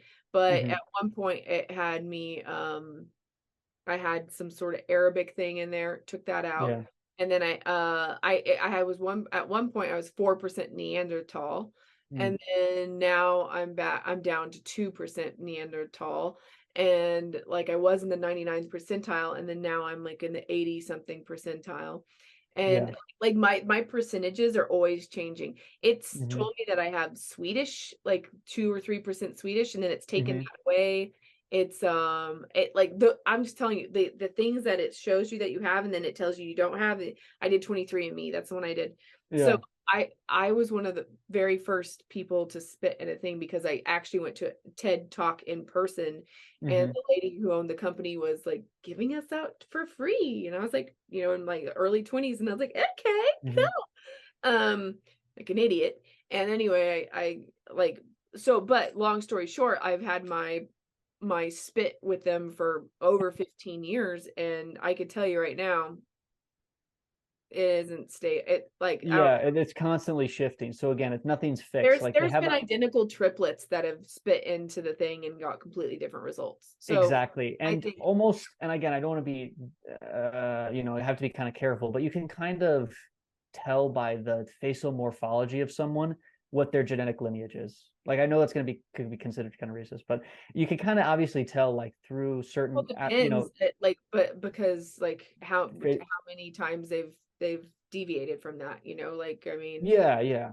But I mean, there's, you can kind of tell, I mean, the genetic lineages of people depending on, you well, know, yeah, I mean, you yeah, can't yeah, take yeah, yeah, yeah, yeah. You know, away you can that like, understand if someone's like, you know, Han Chinese, you know, like you can understand if yeah, but I someone's have a Mongolian friend versus who has her from mother is a Nigeria. Mexican Japanese, and her dad is like a Russian, what is her dad mixed with? He's like a Russian. Yeah, so like, yeah, Because very anyway, mixed she has race like people. four, like she's like everything, and you Yeah. can't tell. Like you would be like, I have no idea what you are, you know. And Yeah. So obviously those people, there's like those anomalistic people, but I'm talking about the general problem. Obviously, you know, those very anomalistic where you have very diverse genetic phenotypes where you have like Nigerian and Japanese or, you know, Brazilian, which is again a great example because Brazilian is just like an example of every race kind of in like a little melting pot almost. Kind of getting on that question, which is fascinating, but yeah. um where but yeah. Um. Okay, so what's this whole Big Dipper? What's your thing about this whole Oh thing? shit. Okay, so basically the concept of the Big Dipper, it's kind of tying back into the whole cosmology of Native American culture, Taoism, and the importance of like the North Pole and the North Star. So this is getting into, okay, I'm gonna send you an image. It's gonna be a little bit of a, it's gonna be a bear with a little arrow. It's eating a little arrow. So it's a little bear. It's a Native American culture. And you, I think I literally got one in like Sedona, and it's a bear, and it has a little arrow going down to its belly. And I found that very interesting just because the bear symbolism is kind of this ever-present version of, oh, it's, you know, the Native American culture has such veneration of the bear spirit. I've talked to people I know who don't even like believe in that stuff, and they've literally seen the Native Americans having like a, I guess what you call like a powwow or a spiritual ceremony, and they've seen a literal bear spirit appear. And I just find it interesting that there's this similarity between multiple different bear spirits in the collective culture. You know, the YouTuber Robert Seffers talked about Berlin means bearland. Bearland is like he's kind of created that. I think that's true. If that's not true, I'm going to be so sorry, but I'm 90% sure he said that in one of his videos about Berlin. So this is a connection from China to Germany to Native American culture about the idea that the bear and the Big Dipper have the same thing in the concept of the North Pole star. Have And the you, concept, you know what yeah, the flag of Alaska is? it's the Big Dipper, isn't it? Hmm. Yeah. So, well, you can obviously see it, so it makes sense that they choose that. That's actually a really weird thing too. Like a lot of the flags in the U.S. are like kind of odd. Like, but anyway, that's another, again, that's a super long fake American history side conversation we could get into. But the concept, and this also goes into Tartaria too. Like they had like, you know, how Russia used to own. You could get into that. You could almost have that take. But getting then into the what I'm trying to just more say is that the concept of the Big Dipper is a universal, I think, symbolism, and the bear symbolism is universal through China. It's just then venerated through just the literal Big Dipper, and then other shamanic cultures have more of a bear symbology through it. Um, but it's literally always considered the bear, and it's considered the North Star. And in Taoism cultivation visualization exercises, the absorption of the Big Dipper is important into yourself. So you're literally absorbing energies from the sun and the moon and the Big Dipper. Um, I'm pretty sure I can divulge that without getting in trouble. And then in Native Americans, there's literally a bear that has the exact same arrows of absorbing, has an arrow going down to its belly. So I'm thinking, isn't that kind of a weird similarity that the bear, which means the Big Dipper, is exactly the same alchemical absorption of the stars that the Taoists do. So the idea that you're absorbing energy from the Big Dipper, I just thought that was an interesting similarity, that there's this bear symbolism everywhere. It means the Big Dipper. It Well, means the that North one Star. that The you North Star showed is me that super. kind of looks like when it's at every different season, if you, and you have the North Star in the middle, kind of looks like swastika. Yeah, and then we're getting into that kind of thing too, where that symbolism has been bastardized, where the Buddha has it on his chest, and the swastika symbolism has been unfortunately used to mean something evil. But then my interpretation of it, because I've seen people seeing it on, like I have it, and I'm like, no, no, no, no, no, it's the Big Dipper. I swear, like I'm trying to explain to you that it's the cycle of the four seasons, that it's the North Star and the cycle of the four seasons, as each season is literally a side of the swastika. So yeah, I was just making that similarity through kind of like the Graham Hancock shamanics. All the shamanic traditions have the importance of the North Star, all have the importance of like a bear spirit, and then they all have the swastika. So it's all the same similarity of the bear spirit, the swastika, the Big Dipper, the North Star, the four seasons throughout. Everyone has that type of symbology. So I just wanted to make kind of like, oh, look, the little rock you get at Sedona that has the little bear absorbing itself. Hey, it kind of, does anyone point out that this is like the Big Dipper, and it's the exact same alchemical esoteric symbol as the Taoism, that you're literally absorbing the Big Dipper, which I can say because it's in another video publicly, but I know there's a lot of like alchemical stuff where it's all super secret and like Chinese What, you're stuff. not, it doesn't matter. You're not a Freemason yet or anything like. No, no, thank God I'm not. But it's just, people kind of get weird when you're starting to talk about like the whole like alchemical stuff, because it's Oh it's my is so God, we're like an hour in. Nobody makes it. I'll like, hey, if you've made it this far in the video, what's a word we should say that they should say?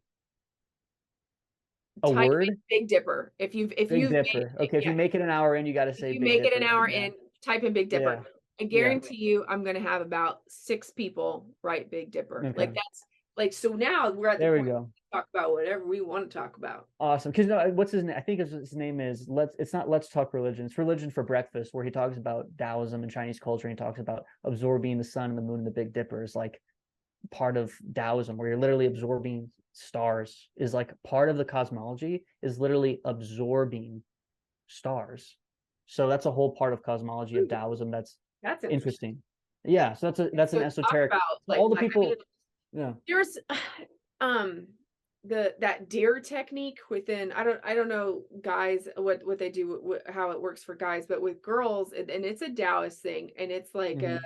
it's like you rub your breast like 39 times, like 6 times Yeah. a day or something, like the 369. Okay, yeah. Going back into Tesla, so it's 36 times. So a great Taoist exercise is basically rubbing your belly either clockwise or counterclockwise. And again, I'll put a little descriptor up for everyone, because if you're a man or woman, this is a controversial statement too. If you're a man or a woman, it's gonna be you're gonna go in a different direction to literally charge your battery. So they have a view of your body that you're literally a battery, and you're literally charging your battery by putting your stomach around, putting your hands on your stomach and charging your battery 36 times one way, 24 times one way. And again, in that terms where you're talking about the women doing, it's part of Right, the sexual like it's a practice too. To like, contraception thing, like you can rub yeah, one way to it's start like your a period, chart. Yeah. stop it. You can make your breasts smaller or bigger based on the direction you go. Like, if you go Yeah. inward, you're bringing stuff in. If you go outward, you're taking stuff out. Hmm. Um, and like, yeah, I mean, there's a lot of really interesting techniques that they have that can, um, like they're like superpower things. They are. So yeah, this is them getting into then if you made it this far, then you get all the And secrets yeah, of you get some it's Easter. basically. Yeah, so it's basically everything is around then the idea that you're transmuting your energy into what you want to do. So kind of I gave the brief summary of what I was describing, and then it was transmuting your energy on what you essentially want to then use it for in the etheric sense or then the physical sense, to where you're creating the reality you want.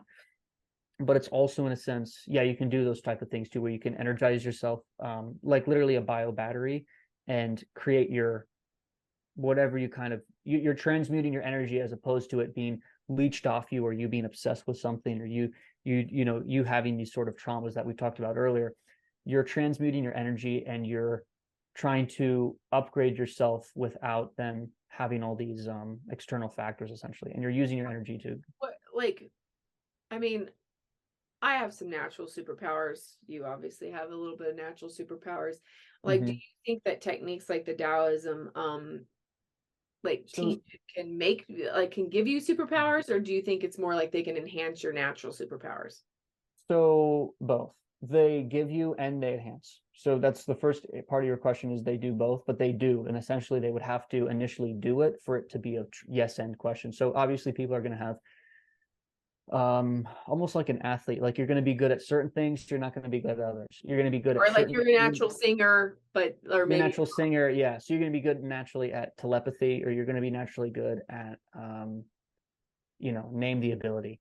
And you're going to be good like at. I'm a weather person. Yeah, you could be good at you could be good at your own specific niche, but it's enhancing your ability regardless. So it's an omnidirectional, you're getting better. So what you're already good at is going to then just automatically excel innately. Because obviously, let's say if you're already a runner and then I make you more athletic, and what does that mean? Either explosiveness, or you're tendon more resistant, essentially. Just let's make that up.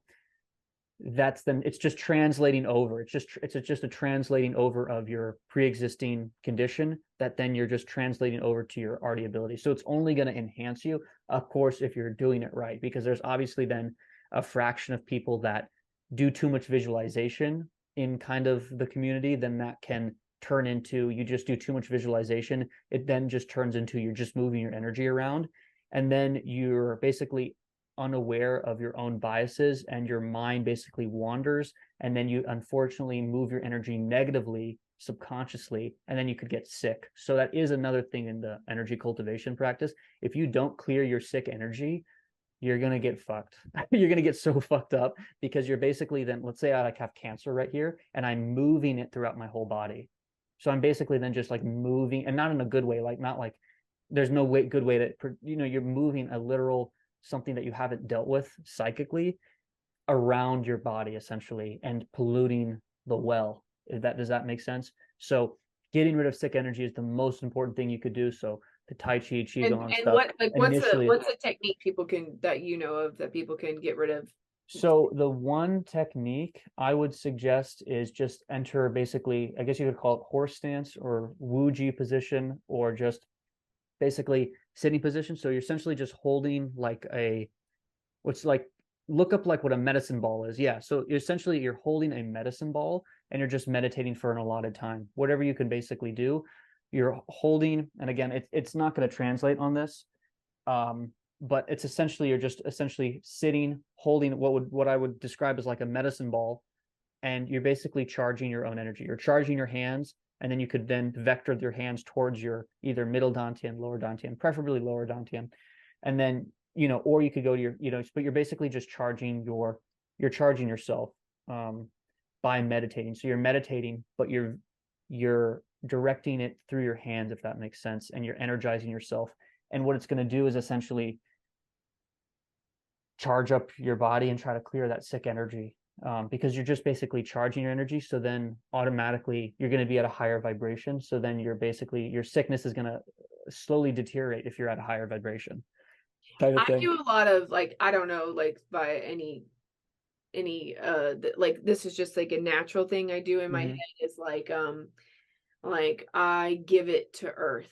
I give it to the center of earth, and I'm like, here, I'm gonna put down what I'm carrying and I'm gonna let it take it for me. Yeah.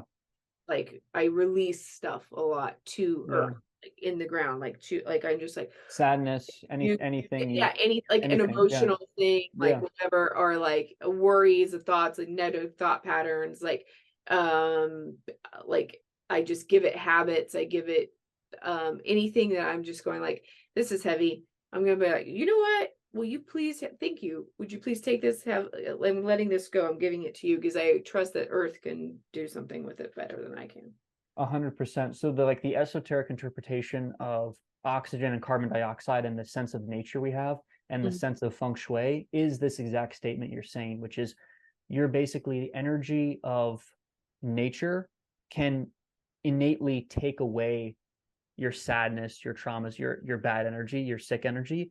So the concept of like forest baths, or the concept of literally, I think funny enough, Montauk Chia posted it as we're recording this earlier today, the idea that you're sending your energy almost like to trees. So like you're like Oh, that's such trees because and where nature, I usually do this is I have a you're ginkgo by tree trees. in my backyard, and like Yeah. I sit with my back on the ginkgo tree. It's a he. And Uh-huh. I just am like, I don't know. I rotate like, like my apple toroidal field, like my core, like Uh-huh. I recycle, I merge it with the tree, and then like Yeah. it cleans me, as I don't know. Yeah. So that's a very That's a nice way people can do stuff like that. I like I yeah. have a personal tree that I like to do this with, Mhm. but and So it that's helps it because it has grown like 3 feet this year. Like I know that it's not just like I'm using the tree. The tree also is No, it's a reciprocation. it's It's a an equal reciprocation. reciprocation. It's not like that. What's that story?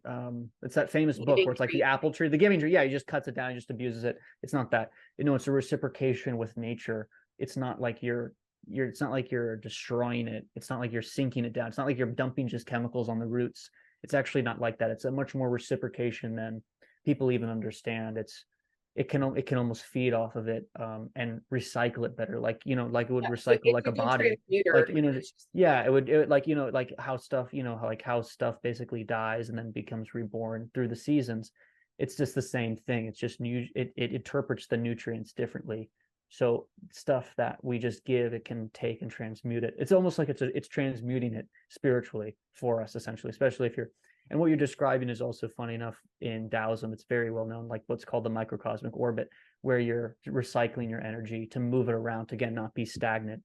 You're moving your energies almost like those bioluminescent, like jellyfish on like the lowest part of the ocean, where they have like that super like zzz, like bioluminescent like flickering in their, like, you know what I'm talking about, like a little octopus or like a jellyfish, or like those very exotic looking right, the creatures ones on the with bottom like of the the ocean. bioluminescence, like that's Yeah, yeah.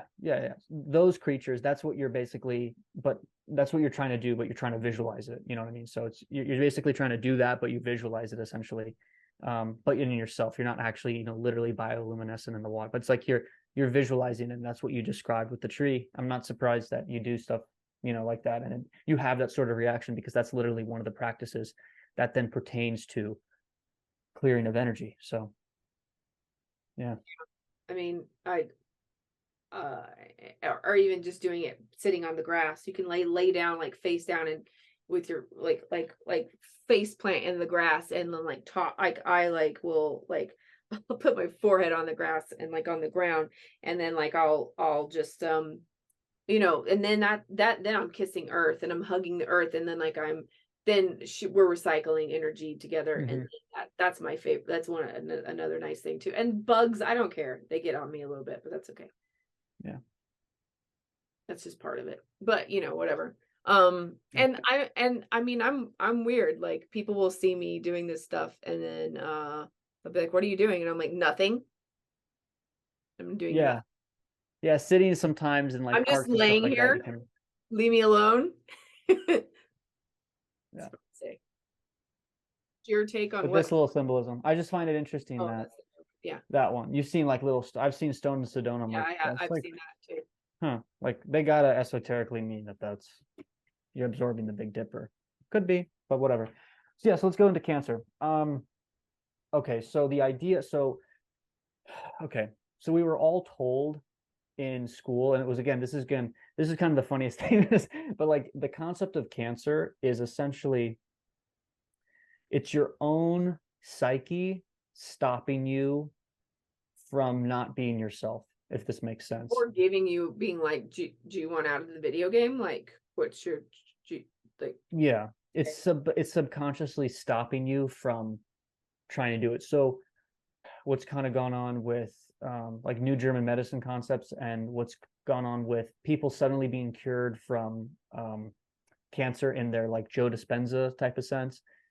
As cringe as it initially sounds, it's essentially your own, you're not accepting who you are and aspects of yourself. If you could talk about it like in the Jungian sense, shadow work, or you're not accepting your true self. This is essentially the whole point of what I'm saying, which is it's just a physical manifestation of you not truly expressing yourself and who you want to be and who you are being. So why cancer occurs is essentially just a psycho-induced 3D tumor, a clump of a meridian blocked from some sort of energetic thing that's occurred. And it's essentially then either somewhere in your meridian, somewhere in your organs, you've accumulated these negative thought patterns. They've circled for a very long time, and then they've manifested. Or then they could simultaneously then be from your ancestors or past lives. So that's another aspect of it too. But people don't Yeah, I guess understand. I think it's something very because true that some your people and be like, well, what do you do about like babies with cancer? yeah, the dark reality is that it's basically karma, which is just then unresolved thought forms, thought loops that have then been accumulated too densely to where then they're just basically too they have no basically protection metaphysically from then stopping these thought loops that you've then been transferred to the next life, if that makes sense. So they've become basically too dense to where then when you're in a vulnerable state, the thought form then can just spur and manifest instantly. But then this is simultaneously cancer rates have exploded with children through the GMO and through the genetic modifications and then through all the bullshit technology and the 5G. So there's that aspect of it too. But what it really is it's a combination of both. It's a combination of our metaphysical onion decreasing and then a combination of external factors and then internal trauma factors over generations. So it's a multi-layered thing. I'm not saying it's one thing. I'm saying it's obviously never one perspective. It's obviously multiple different factions, all individualistically unique, perfectly vectored towards in a horrific truth that then manifests. So then this is Well, why this happens. there's a bunch of different concepts that people have, and I don't know whether I described any of them not, but about how like I've heard a lot of stuff about how when you're first born, like your soul only kind of almost comes into you gradually, and Mm-hmm. it's one of those things where like you basically could be karma or a lesson. You could basically be being used as a lesson for somebody else or for your parents or whatever that. Yeah. Yeah. So the whole concept of the self, I think, is also then this is kind of part of it. So yeah, it's literally an amalgamation of multiple different things perfectly then vectored to then fit the certain role that it almost needs to play. So unfortunately, those horrific instances like that, it could then be just because of some sort of unbeknownst karma that you just didn't deal with, and then boom, you have a horrific outcome. Almost like you don't have a car, you don't have you didn't buckle your kid in the back seat. You know, they have no car seat, they're not buckled in, they're just kind of roaming around in the back seat of the old truck, and then boop, they get hit. And then, you know, so it's kind of a black pill take, but it's also, I mean, that's just the truth of reality. So you have to kind of just accept it almost. Like there's not like anything I'm saying that it's like, it's just that it is observable, you know, it's an observable portion of this matrix. So it seems like there's an information, um, some sort of information being sent to where then this mathematically then occurs. So, and then we know it because of New German medicine, and we know of it because we transfer our energy to our descendants and beyond. So we have our Okay, so New ancestral German lineage. medicine, I looked into that for like, I look into everything for like 6 Yeah. seconds, but like I can't remember. So I mean, it's kind of like not germ theory. It's more like you're basically your entire body is you need to clean it out, right? Like you, Yeah, this is exactly what I'm saying. This is exactly what Qigong and Tai Chi is saying. It's not saying anything different than yeah, what it's they're basically saying. like you got It's hairs. basically you have a yeah, metaphysical what you know the ancient kind of shamanic cultures would call spirits, but then would, you know, you could use Jungian terms or New German medicine terms, but basically energetic blocks that you basically need to clear out. So when I was saying first about clearing out your sick energy, this is what it means, these negative thought loops and thought patterns. I've had stomach issues for almost my whole life, and I have them exactly on my meridian lines. Like I've had virus, like so many different things just on my feet, literally were wherever all the stomach points were placed. I had basically fungus, virus, bacteria infections I've then been plagued with, and I've been healed from that because I've cleared all my traumas and sick energy. And in a kind of a weird, sick In an way that the ancestral Matrix, way kind of thing too, or not? partially, but in a weird, sick way, how the Matrix works, this is a very important point. It's very literal in a cringe way where if you don't feel that you're moving forward in life, you can get like foot problems. Or if you don't feel that you can, so it's a very metaphysical, literal way. And that's how the Chinese kind of see it. Like your feet, since you walk with your feet, you walk forward with your feet, you're not feeling you're moving forward in your metaphysical life, in your literal life. So then you metaphysically then receive it through your feet because you associate your feet through moving forward. So since I don't feel I'm moving forward, then my feet now are then plagued with sickness because they're in dis-ease. My sense of moving forward is in a sense of dis-ease. Yeah. So it's very literal. So The it's Chinese correlated to conception. every part, like wherever your element would be coordinated to some sort of emotional Mm-hmm. And or, then this or also whatever, some sort of area of your life.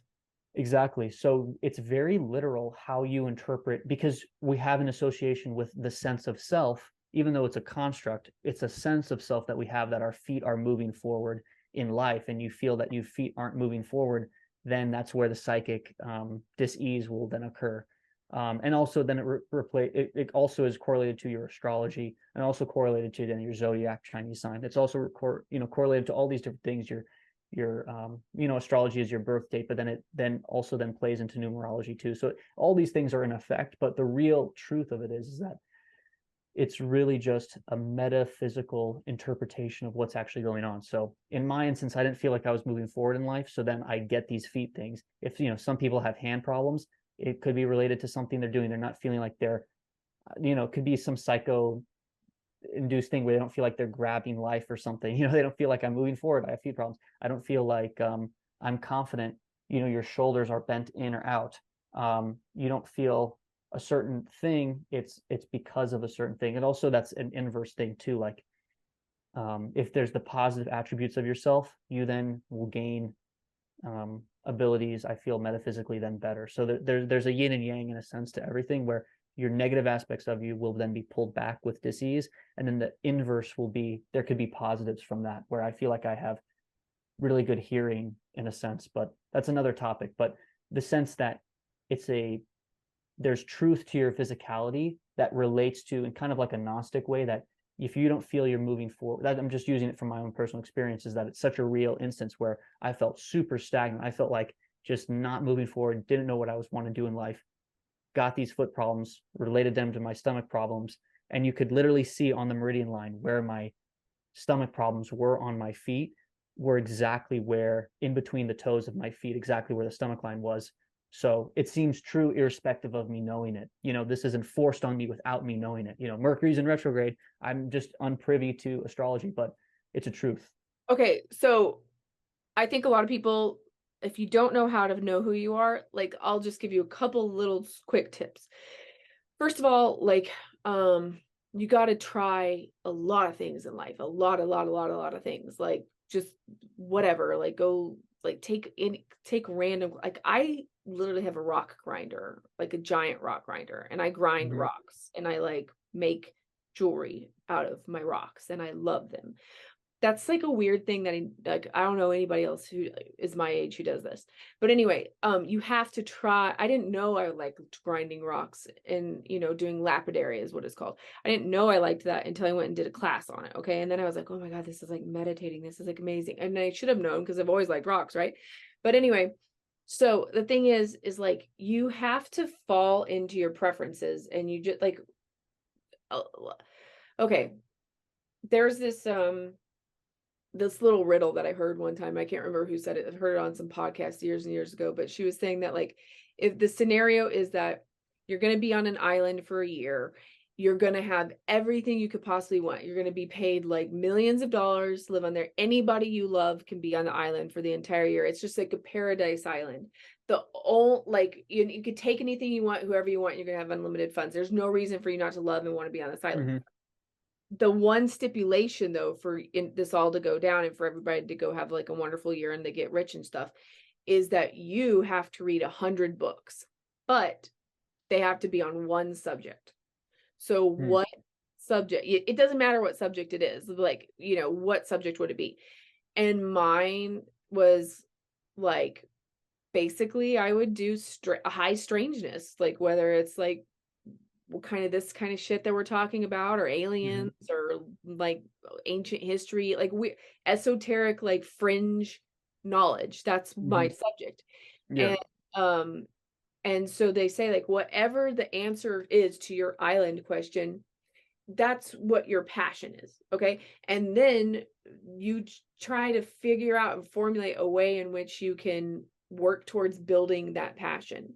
And Mm-hmm. if you can build that and some people will say to me, I would just read like romance novels, or I would just read like Harry Potter, or Mm-hmm. well, there's not 100 Harry Potter books, but okay, so what, you just want to read fiction? Okay, cool. Maybe you're a fiction writer.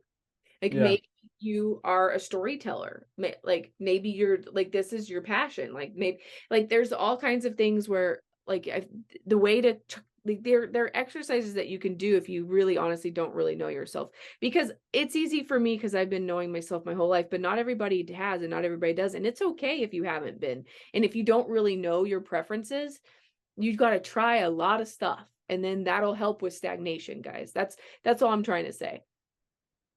Yeah. No, that's perfectly said, and that's exactly, I think, the whole point of what I think you definitely imbue, and what I'm trying to convey, and I think what people need to try to aspire to be, where they're trying to be what you want to do and not have this sense of societal heaviness and weight and pressure, and do what you truly want to do and not be deterred by it, and not And yeah, it kill your unashamedly do soul. something. Unashamed, yeah, be completely unashamed in what you want to do and what you love, and know who you are. And even if it's something goofy, know your own sense of self, sense of humor, sense of whatever, And you know what I mean? I'm also know that 100%. you could be a Renaissance person. You could do a ton of stuff. And Hmm. I give myself to like, I've changed careers like multiple times. Like it is a long ass life. Like I don't want to do the same thing from 18 to 80. Like, yeah, like you will go through many transitions in your life, and you will do many, many things and see many, many places, and like talk and know many, many people. Like, Mhm. you don't have to be stuck in any one career, any one job, any one hobby. Like, you like things come to their end, they come to their time, or you get bored with stuff, or you're like I picked up like crocheting for a while, and like there was a winter where I made like everybody scarves. Like and now I'm like, yeah, I know how to crochet, but I don't want to crochet anymore. Like I'm like, nah, that was fun. It was good. I did that, but I'm not really like a crocheter. Like I'm onward. I'm over that. Mhm. Cool. I moved on. I tried it. It was okay. Cool. Yeah, you're not stagnant. You're trying to get new experiences. You're trying to still feel that sense of innovation. You're not trying to feel that sense Right. of And guess what? dead. I had an art gallery for 5 years in Mhm. Manhattan. Like, I may one day be like, "Yeah, YouTube was fun. Later, deuces." Like, Mhm. I'm not guaranteed to be here forever. Like, I don't care. Like, I could find Yeah. something else. Like, I don't get any money off this. This is just for fun. Like, Mhm. the day it stops becoming fun, deuces. Yeah. Yeah. And I mean that's my whole philosophy too, where it's like if you're not enjoying what you're doing, then it's like, you know, that's the big Yeah, no, you should thing. do like the stuff you're doing should be Yeah. cool or fun to you or interesting to you. Hmm. And you have a deep sense of meaning. Like when I love to have that sense of athleticism. Like literally today, this morning, like I got up at 4 and then taught class at 5. I love that sense of meaning, that sense of passion that I can convey early in the morning to people to start their day off because they're kickboxing. They feel a sense of control over their life and sense of independence and sense of determinism.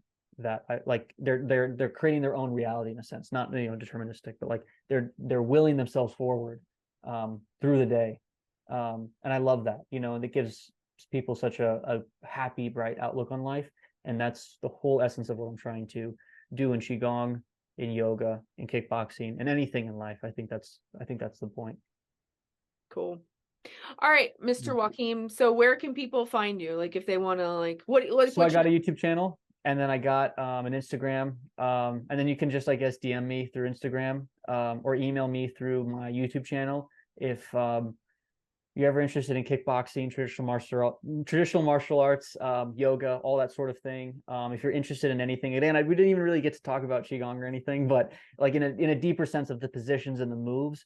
But what I'm trying to we should do a create. class one time on my Yeah, show. yeah. No, seriously. Yeah, yeah. So we should essentially have like a sense of, training. And there's obviously people way better than me. I'm never going to say like, oh, I'm this master of Qigong, but I do practice. I mean, I have why I think my perspectives, I think, unique is that I do have a sense of traditional martial arts, modern martial arts, which I would say like Muay Thai, which is like intense kickboxing, which is high contact, and then jujitsu. Like I have a sense of MMA and I have a sense of traditional martial arts, and I can understand how to motivate you because I literally teach kickboxing. So it's like I have a sense how to motivate you productively to where it's very simple. There's no, and I kind of believe in the same like Steve Gray idea where most people really shouldn't be doing visualization, like 95%, like other than you who does it successfully independently of someone else teaching you, shouldn't be doing visualization. So the concept should be very physical and very stagnant, and I like the concept of doing them in a group. I like the concept of helping people out and just basically the sense of I have a pretty normal sense of athletic training, and then I have this esoteric side. So you can DM me, you Joaquin can email has me. run under 4 minute mile, just so y'all know.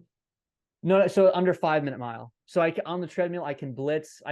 Yeah. So I've done 100 mile run, and I've also done a sub 5 minute mile. And obviously in the treadmill, like I've trained where you can go past like once you can like my blitzing speed is under 4 minutes, but my actual I can do an under Like your 5 minute sprint. mile. Yeah, yeah, yeah. That's I just colloquially I can go faster for 100 meter whatever. Like it's different than obviously we are doing a full mile is completely different. So yeah, under 5 minute mile. Um, Still, and never that's gonna pretty lie, yeah, I know I'm never gonna lie about that, but under 5 minute mile and then under and then 100 miles, 100 mile run. That's actually I have this hat because it's from a Navy SEAL, David Goggins, super inspirational. It's the same essence that I'm trying to convey in my 100 qigong. Where mile run, like at one yeah, time. yeah, so continuously during the whole day, That's like I four was marathons. correct. The marathon is called marathon because the guy who ran it Died. and his name was Marathon. Yeah, yeah. 25 miles. Like, and So you did, yeah, so when Nikki, when I was telling you of it's like a sense of athleticism, I was an athlete when I got like, no, I'm not kidding. I'm not joking. So that's why it's how kind of long did funny. it Where take you to run 100 miles? a day, it was the whole day. So the whole day I ran. So from midnight to then, so I ran like from midnight to 10 basically. So 10 so midnight starting in the, and then you go 1 2 3 4 5 6 7 8 9 10 11 12. It's lunchtime. 12 then to 10 as is like the time essentially. So a day. But uh, how So many you people just keep have done this? running. This guy did it. People do it. There's this girl she inspired me. There's literally just like this random girl who I used to live next to. She once I knew she did the concept got a lot easier. You You know, were she's like, like yeah, girl's done it. I can do no, it. no, no, but the concept that someone you know did it, and she's literally like the fastest. She's actually one of the only people I've met that's faster than me, which is crazy. I have an Ethiopian friend who can like blitz faster than me, like in like very short distances, he completely destroys me. But any sort of long distance, what people would consider long distance, then I start to win. So again, obviously the concept of speed is kind of like a funny concept because it's just okay, it's distance over time. But with yeah, the girl's name is Kate. Actually, shout out to her. Yeah, she's no super inspiration to me, to running, to do the 100 miles, and then to kind of this deterministic will. You know, because you wouldn't expect her to do it because you know, because like obviously bodybuilder physique versus our ultra runner physique is completely different. Like ultra runners don't look jacked or ripped like sprinters or bodybuilders. So she seems somewhat, I'm assuming, but in shape, and but she has like you know very deterministic spirit. Yeah, and actually my second cousin has done it too. Shout out to him. So I've known some people who do it. So Wow. Okay. I yeah, didn't even, I mean, I have a cousin who's a marathon runner. yeah. She was on the cover of Runner magazine and stuff like that. But I I don't know if she's done 100 mile. I mean, maybe It's completely different athletic sport. Like so like the distance like how you would train for she's done again, like I have triathlons, but where it's like swimming, biking, running, yeah. like Ironman's. Okay, so yeah, like so the whole concept of like I've done athletics and I've done martial arts, and then this is why I think it translates so well to the deterministic hardcore will of you're just going to be sitting here, you're going to be slightly adjusting for like an hour, and the sense of training that it takes and the sense of willpower, and it's also an energy too. So if you see Goggins, I'll probably post something on Instagram about him because he's one of my heroes. So all these people, like there's an energy about them that's just emitting off of them this sense of free will and this sense of determination. Like they're just so determined to achieve and win, and that essence is what I'm trying to convey with people, that it's about you, and it's not about any sort of fancy stuff. You can easily get rid of your traumas. It's just it's you're so much stronger than you realize, and it's part of the amnesia that we've been tricked into, that we're these bodies, we're these weak things. It's like, no, no, no. You can fast for a very long period of time. You can enter these What's the longest states. you fasted for? How 3 days? So 72 hours. Yeah. So, you know, decent. It definitely worked. I definitely noticed major clearage of blockages and stuff like that. Like that's Yeah, actually something I want I to. love 72-hour water fast. I've done a lot of those. Like in Yeah. 2019, I did one every single full moon. Wow. Um, And that's very viable too. Like this is like the science on it's pretty conclusive. Like the level of autophagy is you know you get obvious, it's known. Like there's YouTubers, there's tons of people who talk about fasting, and yeah, I mean, I think Huberman is I'm another due like a for one. famous My scientist. last one was, I think, Yeah. in November, but like I've been aiming to do 2 72-hour fast of water fast a year, like for Yeah. like ultimate for cancer clearing and shit like that. Yeah, and that's another thing too with cancer. It's like the level of it's either keto or fasting or like Dr. Sebi diets, like all these diets that they don't want to talk about seem like they work. So, you know, it's kind of my opinion on it, where it's like I think a lot of people can do this. Obviously, you know, energy work plus then, you know, then there's like all the people who then can help you like working on your field. Like I know someone who's one of the best people who can like work on your field essentially and then like take out your traumas essentially just like by like have like a table and then they can metaphysically rip it out and stuff. Right, like a Like psychic. a yeah, yeah, yeah, yeah. You know, more advanced than what I would consider Reiki. You know, like Reiki, you know, can Right. be very watered down depending on the level of practitioner. You know, obviously the highest level Reiki practitioners are very different. Um, but you know, she's like I would consider more of like a psychic surgeon where she can like take out a bad spirit and then just like banish it. You know, so So yeah.